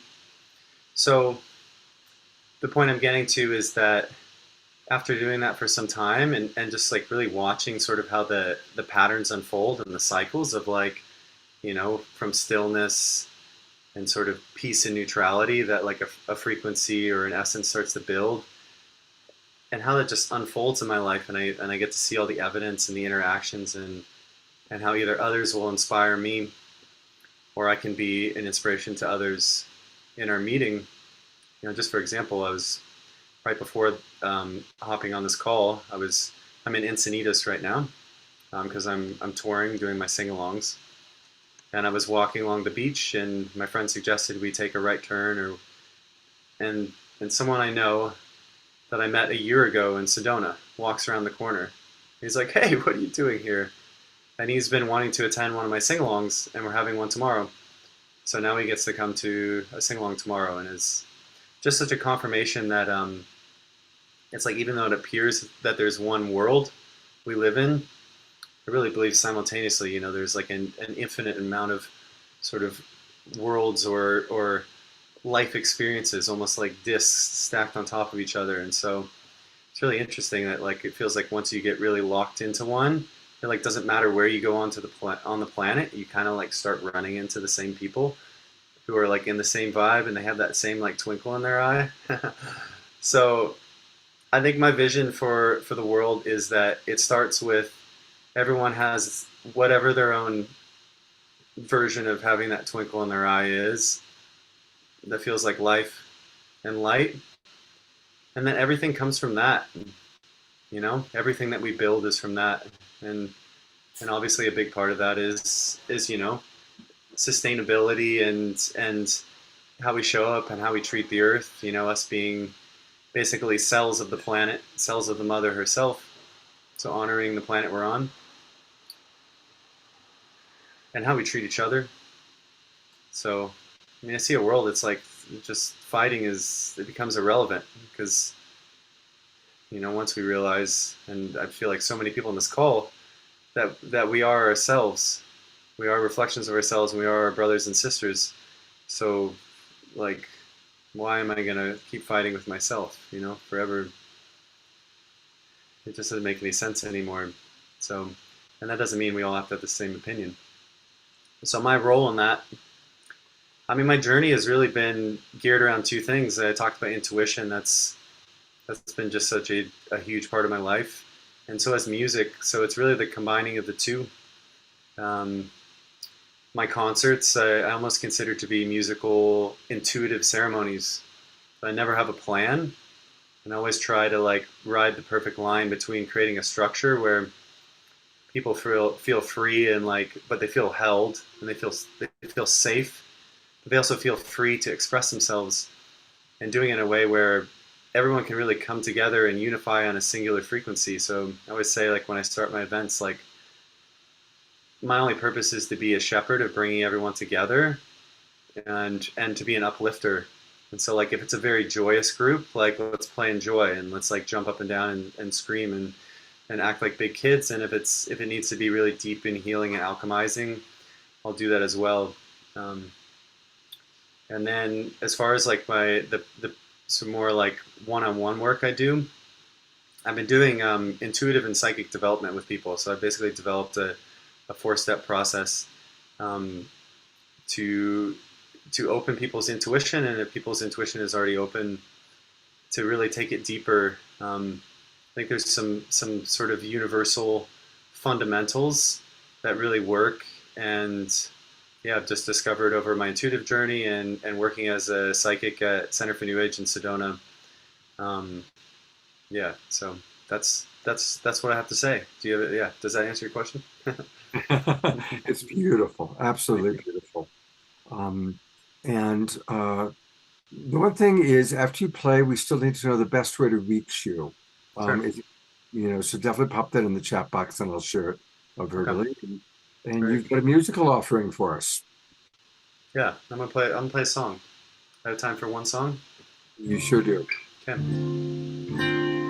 So usually I lead sing-alongs, but so if you want to sing along at home, you can.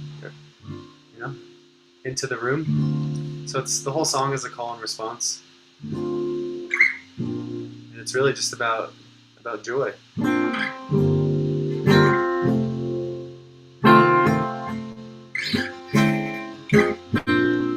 Let me sing into it here.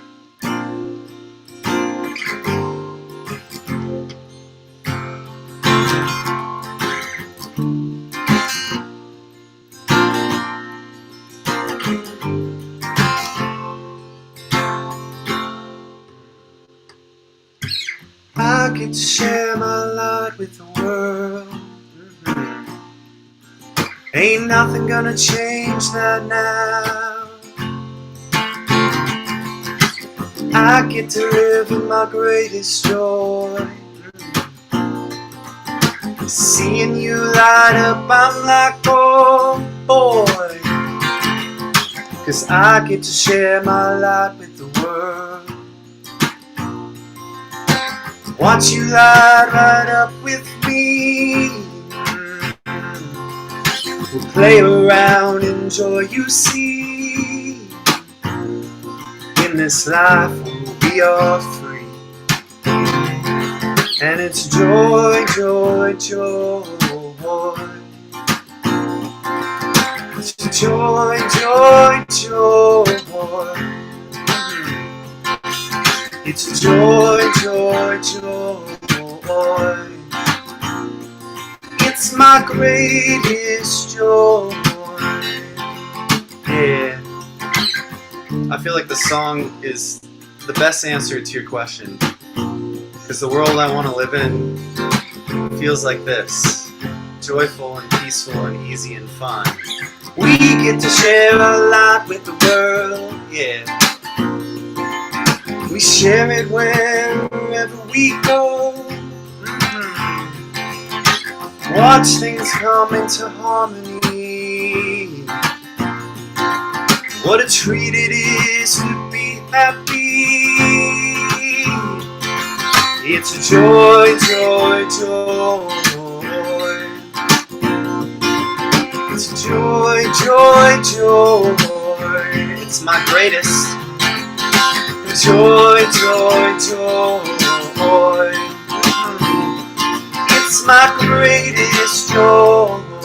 And for the inner child, I get to play with my friends all day. Because it should be fun too. Running around saying, hey, hey, yeah. We just want to share with you. Yes, we do, and we are. This unspoken greater truth. It's simple, really. Yes, it is. It's joy, joy, joy. Alright, sing along at home. It's joy, joy, joy. It's my greatest. Joy, joy, joy. Yeah. It's my greatest joy. Yeah. One more round, everyone. It's joy, joy, joy. It's joy, joy, joy. It's my greatest for your heart. Joy, joy, joy. Yeah. It's my greatest joy. Yeah. It's my greatest joy. Yeah. It's my greatest joy, yeah. It's my greatest joy.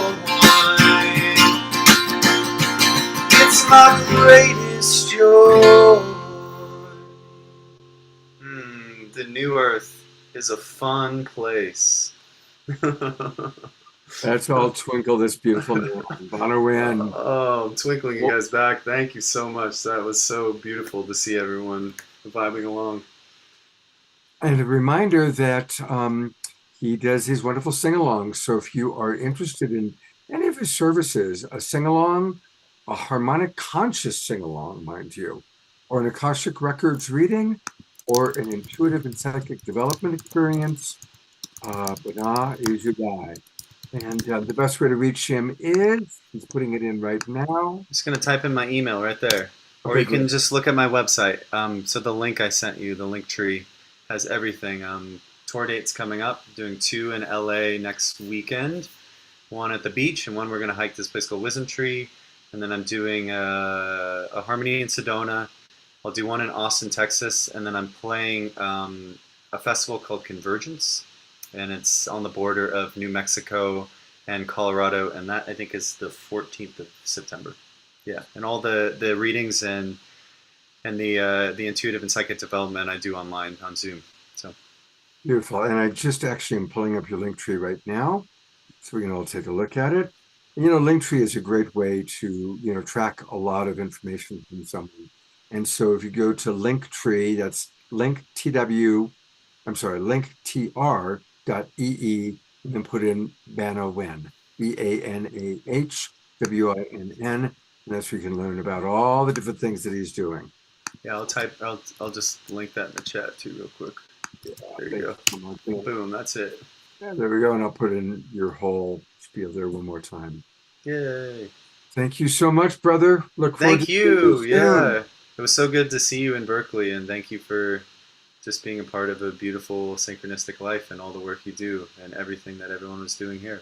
My pleasure. Yeah, feel very blessed. Deb, anything you want to say to Bana? Just that it's wonderful to meet him, and yet again, a multi-talented, multi-dimensional new leader. So good to have you aboard. Thank you. Thank you so much. All right. I want to thank 3 of you have written to me privately. Scott, are you feeling okay? It's the lighting. I know I look super pale because there was so much lighting coming in. So I'm actually in a really beautiful place. I'm in good spirits. I'm in good health. So thank you for your concern. And I wasn't able to go in and change my settings to make myself look a little bit less pale, but it was lighting and nothing more than that, which we are thankful for. Let's see what's happening next on our agenda. We are kind of in the home stretch here, and we get to meet another in our final new leader that we're meeting tonight, and this is Ashita. And some of you remember her from previous. I think you've been on twice before with Soul Search. Oh, yes. Yeah, and you've got a Soul Search TV show. We'll go take a look at that in a moment. But this is Ashita, who's had an amazing life. And Rev Deb, we learned a little bit more about her yesterday when we had our meeting of the new Synergy Circle core members. That was exciting to meet Ashita. Look at that smile. Thank you. Excited to be here. I'm really, really honored to be a part of this really amazing group of people. And so far, everybody shared so many amazing things that they're doing to hold space for the world and shift it and help it evolve. And I think, we need so many people. We need all hands on deck right now doing all of the ways of healing, holding the space in all of the different ways. And it's just really a joy to be able to be a participant in all of this. So thank you both for creating this space to be able to share with everyone that this is happening and possible, and then also the space for people to come together and do this work. So thank you, thank you, thank you. Sheeta, one of the things that I just recently learned about you is that you were psychic from such a super early age, and then learning how to manage that and work with it. And I'm guessing that there are other people watching who also, have been maybe shamed or embarrassed about their extra powers or their ways that they're not a normal human being. And I'd love for you to talk a little bit about maybe your journey with that, and then any recommendations of how to claim your supernatural powers. Absolutely. So I believe we're all psychic beings. We're all intuitive beings. Our intuition is a gift, a tool that we have been given for lifetimes and lifetimes and lifetimes, and we've mastered how to use it in some lifetimes, and we take it with us. And so when we allow ourselves to use our tool, our innate tool, just like we use our hands every day, we use our eyes every day, if we have those, or if we use our other body parts that we have, that is how we get to use our intuition in the world. And so, and that's how it should be. That's our right to be able to use it. And so I was very lucky that I was born in a Hindu family where I find Hinduism is very open in its philosophies and its beliefs and its rituals. And so as I was born in India, I mean, there was actually, you know, there's a ton of coincidences around my birth. I guess you can't really call them coincidences. They're more like synchronicities. But I have a whole podcast episode on my podcast called Soul Healer with a special interview from my parents. I interview them, and the episode is about what it's like to parent a psychic child. And I made it because, just like you said, Scott, there are so many people who can relate to my story because we've opened up our gifts in the beginning of our lifetimes, but then we don't allow ourselves to expand on them as we go. So that was a really special interview where my parents kind of share about the whole birth and how that was special for them, and then how they saw me as I grew as an intuitive child. And they really didn't know, truthfully, they didn't really know that I was being as intuitive as I was being. They just knew that I knew things somehow, and I was experiencing things, and I was very, very sensitive. So, and I had interests in spirituality from the get-go. When I was 3 years old, my favorite place was the temple. I wanted to sit there and just be in that transcendental meditative energy.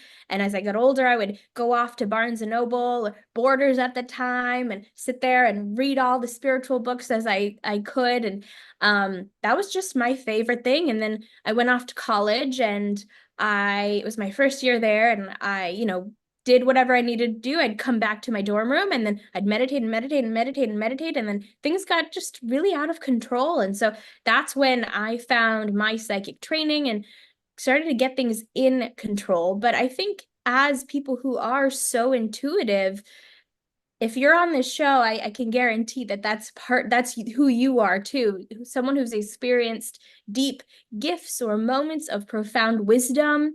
And sometimes we don't actually know how to interpret that.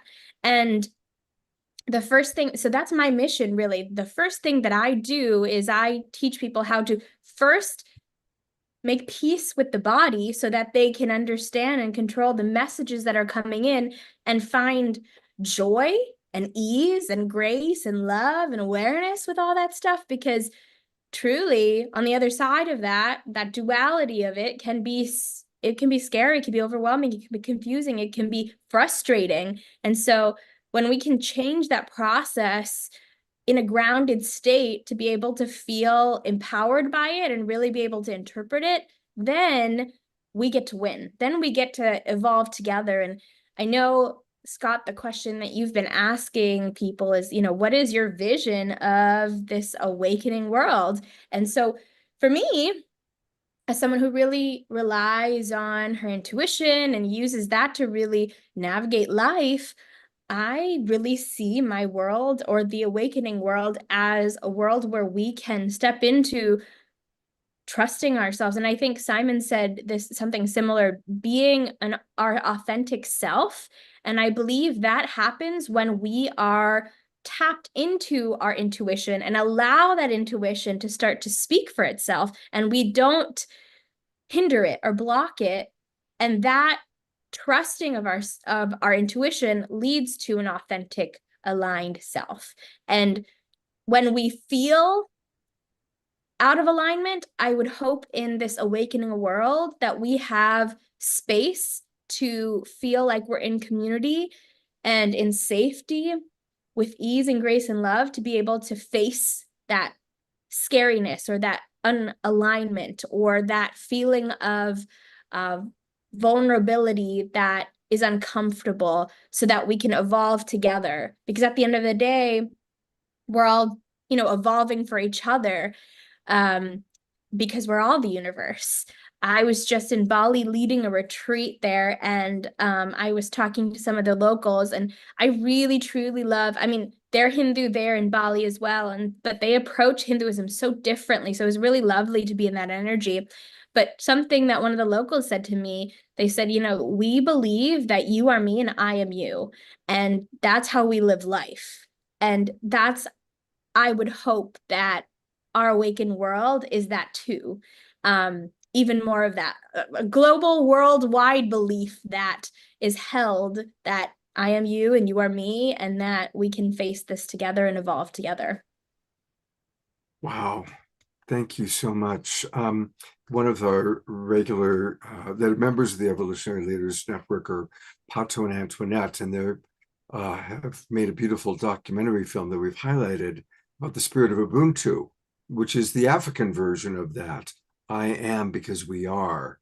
Yeah, and so it's, you know, the understanding of oneness comes to us in so many different ways. And thank you for sharing it. And you're just a beautiful communicator. That's the spirit of namaste also, isn't it? Yes, so yeah, the light in me sees the light in you. Yes, exactly. Namaste. Yeah, absolutely. Beautiful. And I love your cross-cultural experience and how that enriches everything that you talk about. You're such a bright light. Oh, I appreciate that. I feel like I got very lucky in this lifetime to be able to have both, to be able to communicate in a way that is a little bit more global. So I'm not sure it's luck, but yes, it's a wonderful thing. Right? Everything is truly destined. So yeah, when we've all worked lifetimes to get where we're getting to. So absolutely, that's right.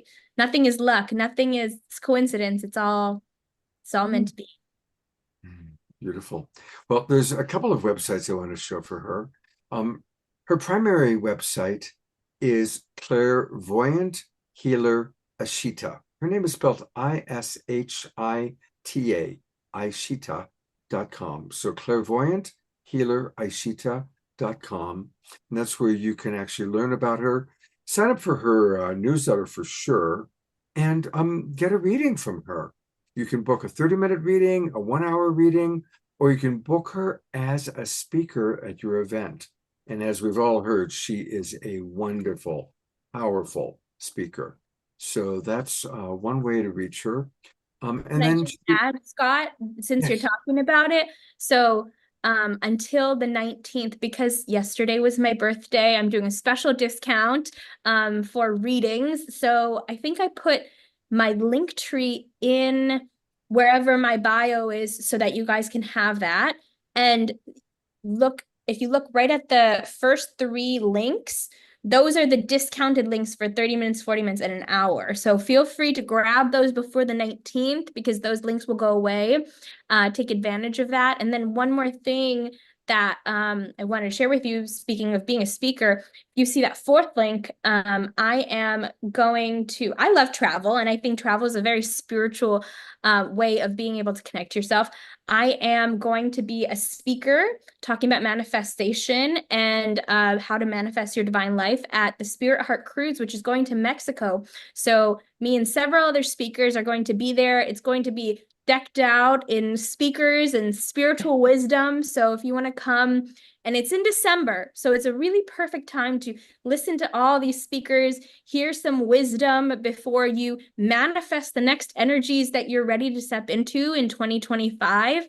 And we'll be going to Honduras, and then I believe we'll have a couple stops in Mexico, and being able to actually see and have quite a powerful meditation at some of the spiritual sites in Mexico is going to be very profound. It's going to be amazing. So I'd love to have you if that's something that you are open to. Beautiful. So again, you can find that by going to her link tree and then clicking on all about the Spirit Heart Cruise. And that's going to be taking place. We set sail on December 8th, and it's out of Galveston. And they're going to go to Honduras and Cozumel. I love Cozumel. I learned how to scuba dive there. Oh, so I love that's very, very special. Ashita, thank you so much. Of course, we'll be seeing you at our Source of Synergy Circle meetings. And I'm sure you'll be on the Awakening World again soon. Thank you so much. Oh, well, what are some of your closing thoughts as we're getting now? We're going to have another Omashar song. We're going to have KES Healing from Maggie. But as we kind of conclude this part of the show, Rev Deb, anything you'd like to share or express? I'm just so excited about our new Synergy Circle to bring these extraordinary younger people together. And it opens my heart. It gives me hope for the future. And it's just a joy. As as we heard beautiful musical expression of that joy. So it's been a wonderful program, and I'm really grateful to you, Scott, for bringing us all together, and so that we could share the joy with Bana and the inspiration with all of these amazing speakers. And I'm very excited to announce that our new Synergy Circle is live on our Synergy Circles page. Let me pull that up right now. I've got it here. There it is. And which color did you give us? Well, everybody has the same color. So it's not in the Kumu diagram yet, but if you scroll down to the alphabetical listing. Oh, so this is a chance for everybody to see the different Synergy Circles. Yes, and we'll have to ask John Raymer to expand that Kumu diagram to include the this new one. So just go on down until you get to New Generation. And we're going to have to ask one of our young leaders to make us a graphic so we really stand out. Absolutely. And we're going to have a video that Tatiana has agreed to make for us. There we are. Excited. And there we are. So right. This is it. This is our debut on the Awakening World. And I can't think of a better place to do that. Rev Deb, thank you so much for everything you do. You really are the mama bear for the evolutionary leaders. And now for this new Synergy Circle. I always love co-hosting with you. Thank you so much. Thank you for the invitation. It's great to be here with the Global Peace Tribe. Thank you to everybody who's been in the chat. Wow. It's such a supportive group. You know, it's beautiful to see all of the comments and everybody dancing as well. So I'm looking forward to Omashar's closing song. Absolutely. I want to also, Rev Deb, we really have become a tight community, and we also support each other. And I just learned tonight that one of our regulars, she's been with us forever, Diane Moyer, lost her mother very suddenly. And I'm not sure if Diane is still with us. She was with us at the beginning of the show and just kind of let us know that her mother had suddenly passed, and that's why she had missed a few of our shows. And so it's just like for us to take a moment for us to send maximum grace. She's here. Oh, she is. Let me find her. Where is she? Where are you, Diane? I'm looking for you. There you are. Thank you. And Diane didn't know that I was going to do this. And I hope you don't mind, Diane, but you are a precious member of our community. And so I want us to send maximum grace to you, to your family, and to your mother as she makes this incredible journey back home, this great transition. Maximum grace for you and your family. Maximum grace. I'm going to go to gallery view for a moment. I love her animals behind her. That's right. Did you do that? Are you an artist? Beautiful. And I see a giraffe there. And of course, giraffe is the symbol for smoking a cigarette, I think. Oh, beautiful. Lovely work. Diane, do you want to say anything? Is there anything you'd like to share? No? Okay. Thank you so much. We love you in Maximum Grace. And I want to make one other, we're going to do a few Global Peace Tribe announcements, but the most important one is that next week we are going to have a very special added show. And that is going to be a special show for a special soul. Many of our regulars know Piper Dellums, and so one of the synergy circles is Artists Catalyzing Evolution. And all the members of that synergy circle, well, not all, but many of us, are going to be coming together on Thursday, August 22nd. And everybody's going to provide something. Gary Malkin will play music. Kristen will play music. Casey will dance. Charles will do some poetry. Summer will dance. And so it's going to be a very special event. So please, everybody, right now, put into your calendar Thursday night, August 22nd. Now, we're going to be piggybacking on Summer Joy's dance-a-thon. She's going to start her next 4-hour dance at 2:22 p.m. Pacific time. And then we'll come flowing in at about 6 p.m. with this event for Piper. For those of you who are already members of the Global Peace Tribe, I will send out an email with the special Zoom room link for Thursday night. But for those of you who are watching who have not joined the Global Peace Tribe yet, please come join us. It's a wonderful organization. As you can see, we love each other very much. We do amazing things together, and it's very easy to join us. Just go to globalpeacetribe.com, globalpeacetribe.com, and you can learn all about us. You can see what shows we've got coming up. There's the show we're doing tonight. There's the show we did on Wednesday. You can see a lot of the people that we have on us. There's Marianne Williamson, who's been on several times recently. Michael Beckwith, who is somebody we all love, and so it goes. And you can register and join us. And just click register for the new season. That'll take you to the registration page. And there's lots of different levels you can come in at, as low as $22 for students and seniors. And then you get the Zoom room links for all of our shows. And it's great to be in the Zoom room because that's where there's all the chat going on and you can get all the links. We do shows every Wednesday and Saturday night, and then a lot of special shows like the one we're doing next Thursday. So everybody join us for Dancing with Summer Joy at 2:22 p.m. Pacific time, and then at 6 o'clock for this very special extra event that we're going to be doing.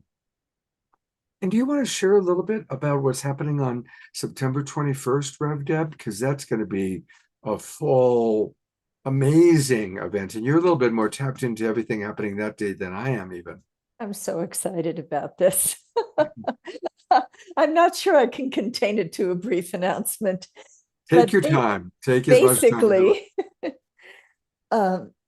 I think the whole Global Peace Tribe knows that September 21st is the United Nations International Day of Peace. And before I got involved with the evolutionary leaders, my job was to share May Peace Prevail on Earth at the United Nations. And I did that for 20 years and also around the world, but a lot of the work was at the UN. And it was focused in a major way on the International Day of Peace. I worked with my beloved colleague, Monica Willard. We worked as a team. She was representing the United Religions Initiative, and I was representing May Peace Prevail on Earth. And we actually worked with the UN Department of Public Information to put on a student observance every year that was webcast, and also to promote the theme and the day to our NGO colleagues all over the world. And gradually people began to hear about it, and people began to do webcasts. And Pathways to Peace, another wonderful organization, was really seminal in spreading this. But now it's out there. And it's out there as an opportunity for the world to come together on one day and celebrate peace in any way that you might want to. So this year, Ben Bowler of Unity Earth, who has been a guest on this program and is also part of the Evolutionary Leaders Circle, he's spearheading this initiative called Unite for Peace. And it's centered on that day and on the minute of silence at 12 noon in every time zone. So this is the webpage at unite4peace.org. And you can see at the bottom a number of organizations, including the Source of Synergy Foundation, which is the mothership for the Evolutionary Leaders, and Garden of Light, which is my personal organization, and the one with the globe and the little people on it, that's May Peace Prevail on Earth International, and all of these amazing organizations. But there will be many more that come on board to this. So I can't encourage you any stronger to go to this page, unite4peace.org, and sign up to get the information and to be part of this global campaign for peace. Just think, now that we're sitting here completely inspired by all of these young leaders who have shared their visions from their hearts with us, imagine that we can manifest all of these dreams on this planet. As Swami said, instead of having a tug of war, we get on the same side and have a tug of peace. So let's do that on September 21st. Take that minute of silence at 12 noon, wherever you are in whatever time zone. Create that beautiful peace wave all over the world. But also any other projects, like Swami is giving a performance that day, so he can dedicate that to peace. And he's going to be part of a major event in San Francisco on that day that Pathways to Peace is organizing. I'm going to be with Unity Earth in Japan with the family that is started May Peace Prevail on Earth. And they're going to be doing a beautiful program from Hiroshima, which is certainly a place to turn around the energy from war to peace. And there will be other programs from different parts of the world that will be shown on Hubcast Media. And I know that Scott is planning some very special programming for that day as well here on the Awakening World. So what a gorgeous opportunity for all of us to stand up for peace, the peace that we've been waiting for our whole lifetime and maybe many more. So please join me and join me in the prayer. May peace prevail on earth. Thank you. Thank you so much, Deborah. I love you so much. I so appreciate you, and I always enjoy any chance to collaborate and collaborate with you. It's just beautiful. Thank you. Oh, I see people are signing up now for People are Unite for signing up. Peace. I'm going to read a couple of comments that came in that really touched my heart. This is from Ayada. She writes, "This evening has opened a portal for me into the healing of my younger self, many decades ago, who was very gifted and intuitive. And I know now that I was born a healer, but my gift was judged and shamed into recession. So tonight I'm having flashes of my precious younger self coming alive in a new way, finding herself in loving, supportive company. Seeing all of our wonderful and youthful evolutionary leaders tonight is incredibly inspiring and reassuring, as I know that healing happens in the quantum field and is timeless. I feel a big shift coming on me. Thank you all for your precious offerings and for joining us here tonight." Isn't that beautiful? And I noticed that she and Ashita have been texting since then. Mark McCormick writes, "Definitely a great night. Transformative music, humorizing activism. Rev Deb, looking forward to September 21 and the International Day of Peace, as well as the UN Summit of the Future the day after on September 22nd. Thank you for making us aware and for your amazing work." And she does so much amazing work. So thank you, everybody in our Global Peace Tribe audience that's been sharing. And we are going to have a KES group healing, but let's go to Omoshar for a song.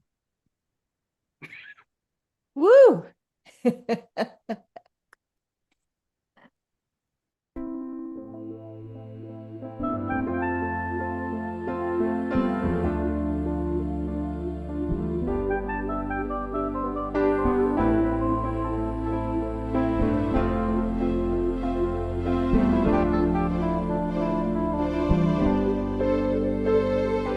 Love is all there is.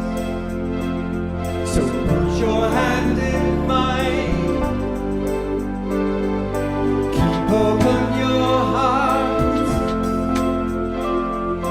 We are love divine. Love is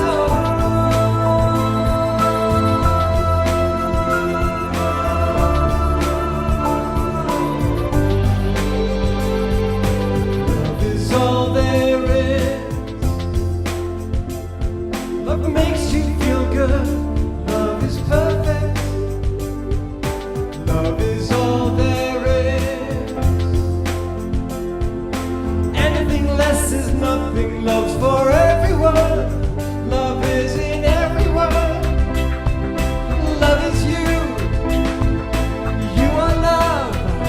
Love is. Truth is in everyone. Love is truth. Truth is love. Love is.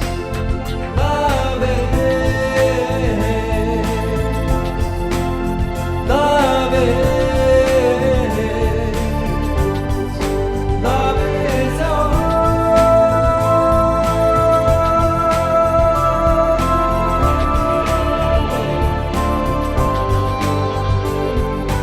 Love is not a dream.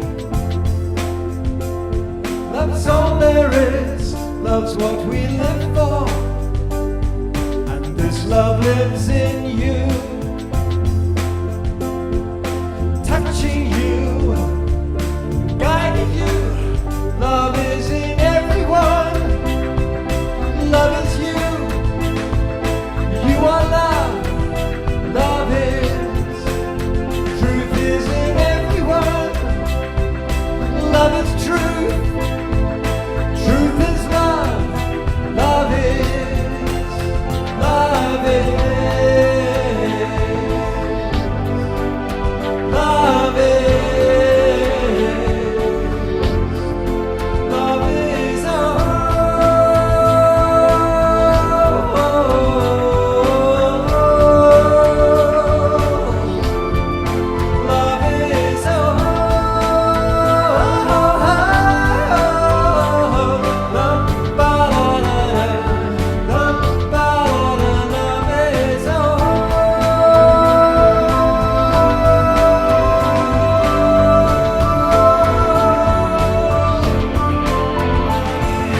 Love is all there is. So put your hand in mine. Keep open your heart. We are love divine.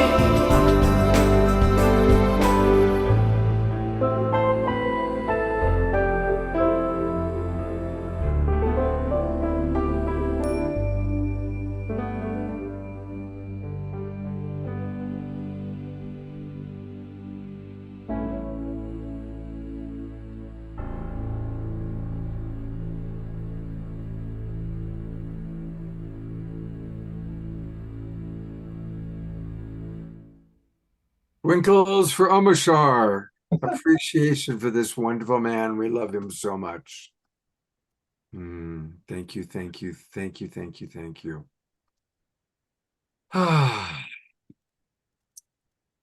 Omoshar will be with us on Wednesday night again. We have another wonderful show. Wednesday night's going to be artists and authors that we love.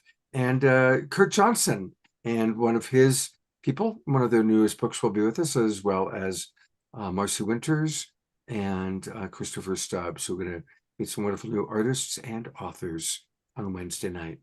And young Scott, may I just say something? Absolutely. Earthstock. Like you're going to say no. And yes, so Earthstock Festival Summit in Crestone starts on Monday. Earthstocksummit.com, Facebook, Instagram, everywhere. Just check it out. It's an amazing beginning of something very, very awesome that's happening. And I'll be playing remotely on this coming Saturday, 1 to 2:30 in the afternoon. I play my Metapop music there. And so anyway, check it out and like it and love it and subscribe and all that. And just encourage it forward, because it's a powerful movement that we are all doing together with all of these amazing groups around the world. So thank you for that moment, Scott. And again, it's absolutely the Earthstock Summit. Just go to earthstocksummit.com. And of course, all of our Global Peace Tribers, remember, we did an entire show dedicated to this, where so many of the main speakers that were going to be there were on the show. But definitely check it out. And it's an amazing gathering of people. So definitely go to earthstocksummit.com. And thank you, Michelle, for the reminder about that. All right. On Wednesday, you're going to meet Karuna. Tell us about Karuna, because I don't know her other than she's going to be on my show on Wednesday night.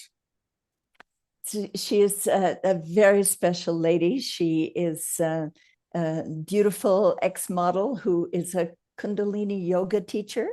And she has just written a new book. And that's what she and Kurt will be talking about. And I'm really looking forward to hearing what she's written about and more about her story. And I know you're all going to enjoy meeting her.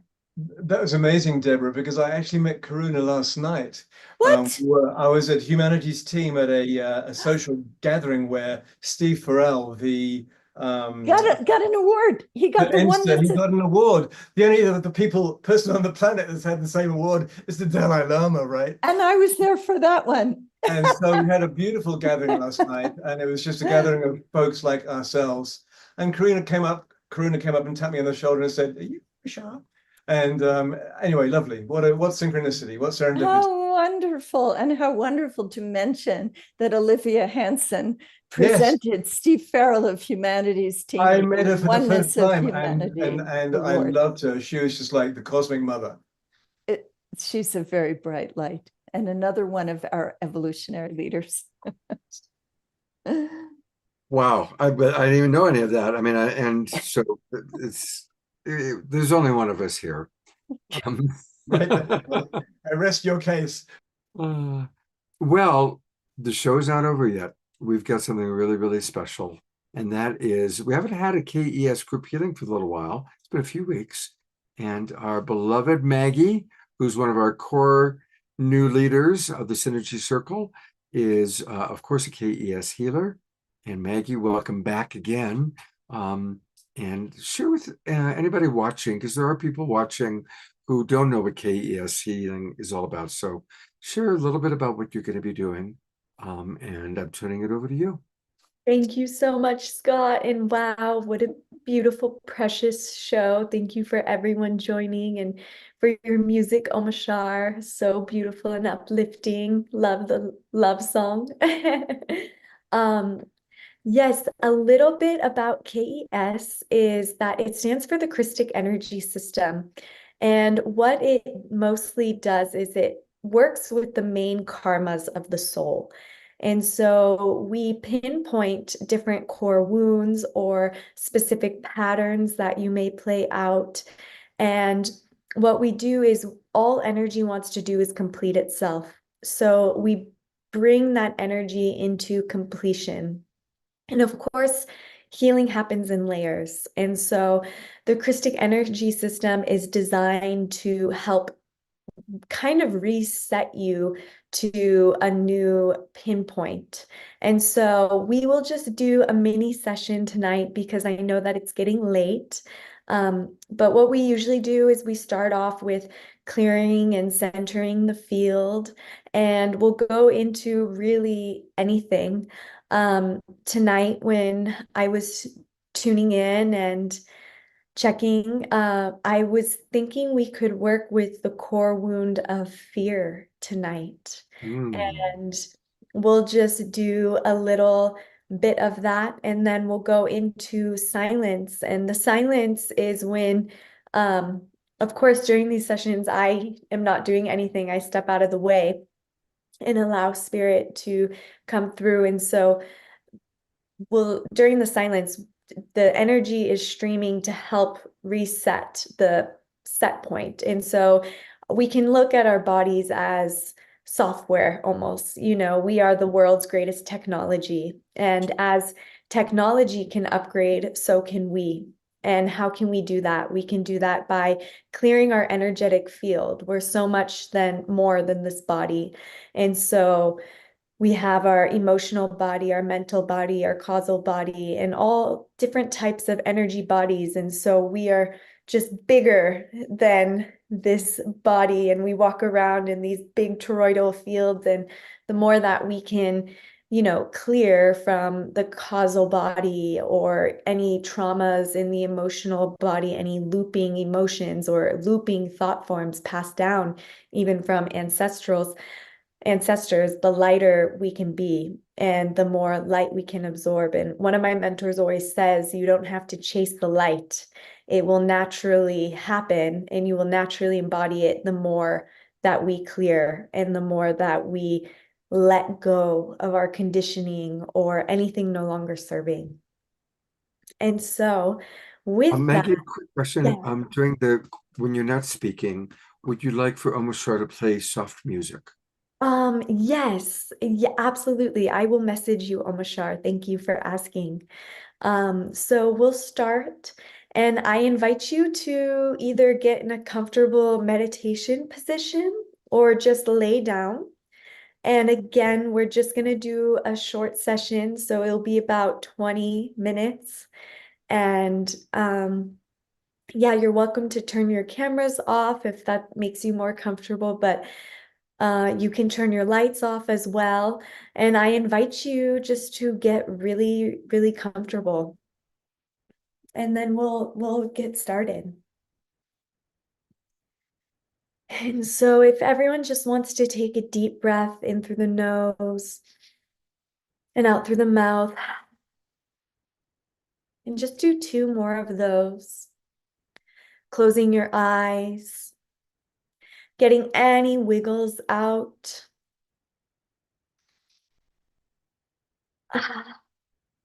Deep breaths coming into the body, calling all parts of yourself to be here and now, moving down from the mental to the heart space.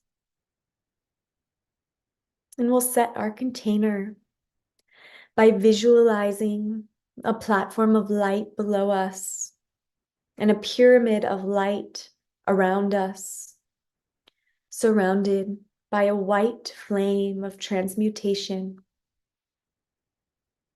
And we'll seal this space with the white flame, calling forth the Holy Mother, Holy Father, Source, giving thanks to all the guardians, the elementals of the space that we are in, the directions that hold us so gently. We call in your guides and guardians of the highest light and love to be present during this KES Holding mini session. Consecrating this space in the one source light. And now we're going to work with fear. And so I invite you to tune in what comes up when you hear the word fear. We will find what comes up, whether it's fear of death, fear of what's happening in the world, anything that it brings up, And I invite you to find where it is in your body. This is a co-creation. And pinpoint if it's in the heart, if it's in the stomach. And I want you to bring that up fully and completely. And fear is missing the light. And so what you can do is visualize maybe a tangled ball or a gray ball where this fear is.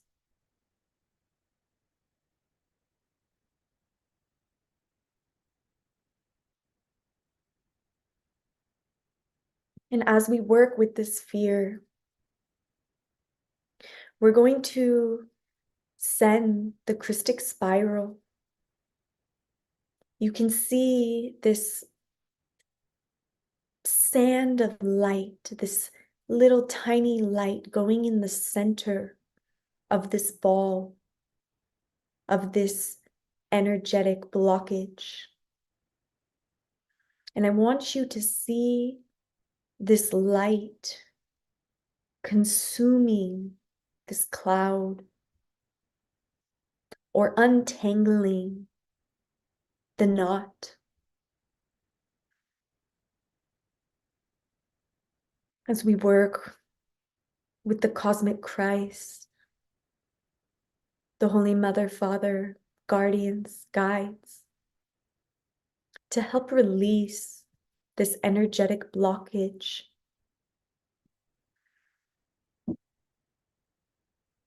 And whether it's fear, anxiety, or anything that it brings up, just observe it and know that it is not you. And allow it to dissipate as this Christic light comes in the container.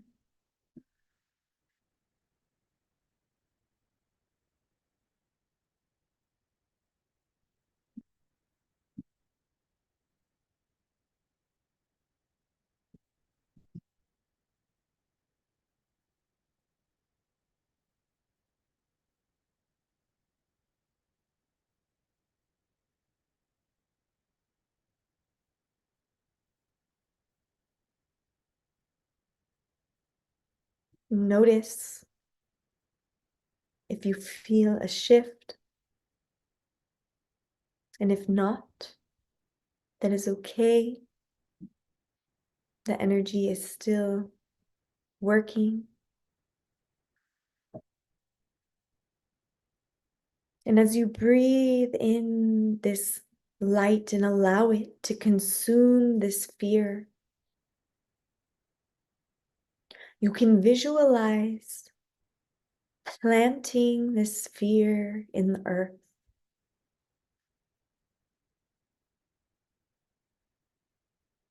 You can energetically tell it your gratitude for its lesson,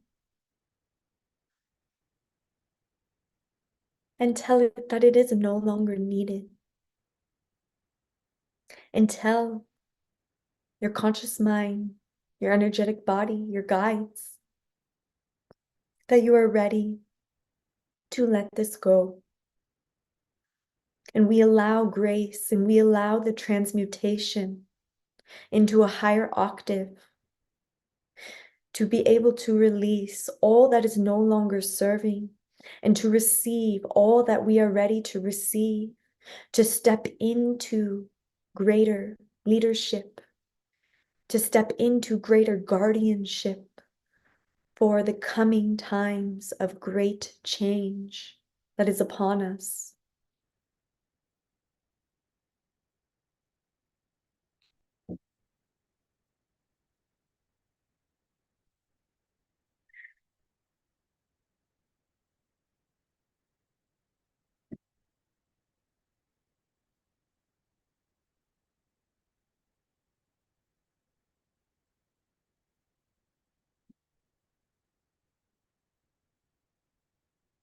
And I'm going to invite in the ascended aspect of the sun and the moon to come into our container to balance our lunar and solar channels within the body. Feel the right side of your brain, the left side of your brain coming into complete coherence, balance, and harmony. Feel it operating as one. Feel your center power column of light expanding, fully being consumed, your body entirely absorbed in your center column of light and expanding into your emotional body, your mental body, all the way out into your celestial body. See if you can bring awareness to not just your body, but the energy bodies around you.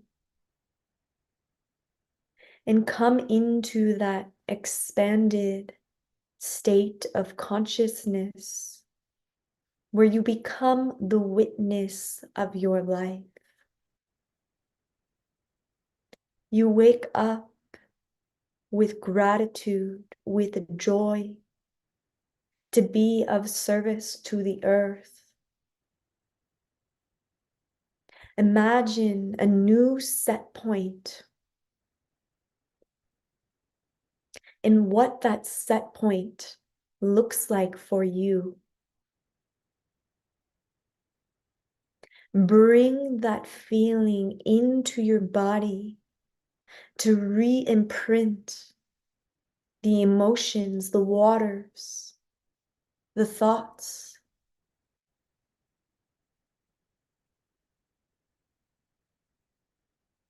And sit in this new set point for just a few minutes as we allow this set point to anchor and continue to stream this light.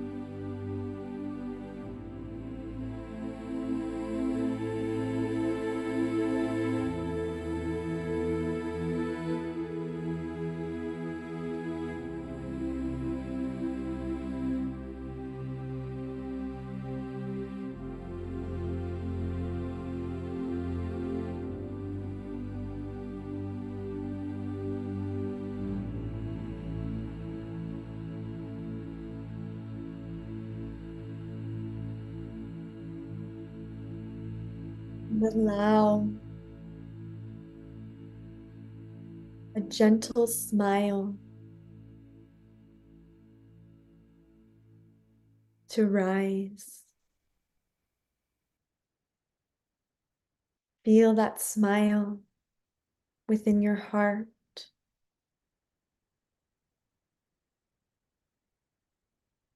And when you're ready, you can place your hands on your heart, giving thanks to your heartbeat, to Mother Earth,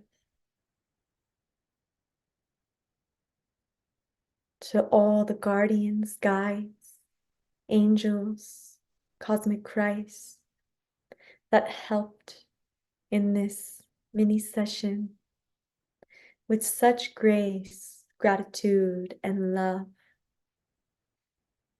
We complete this session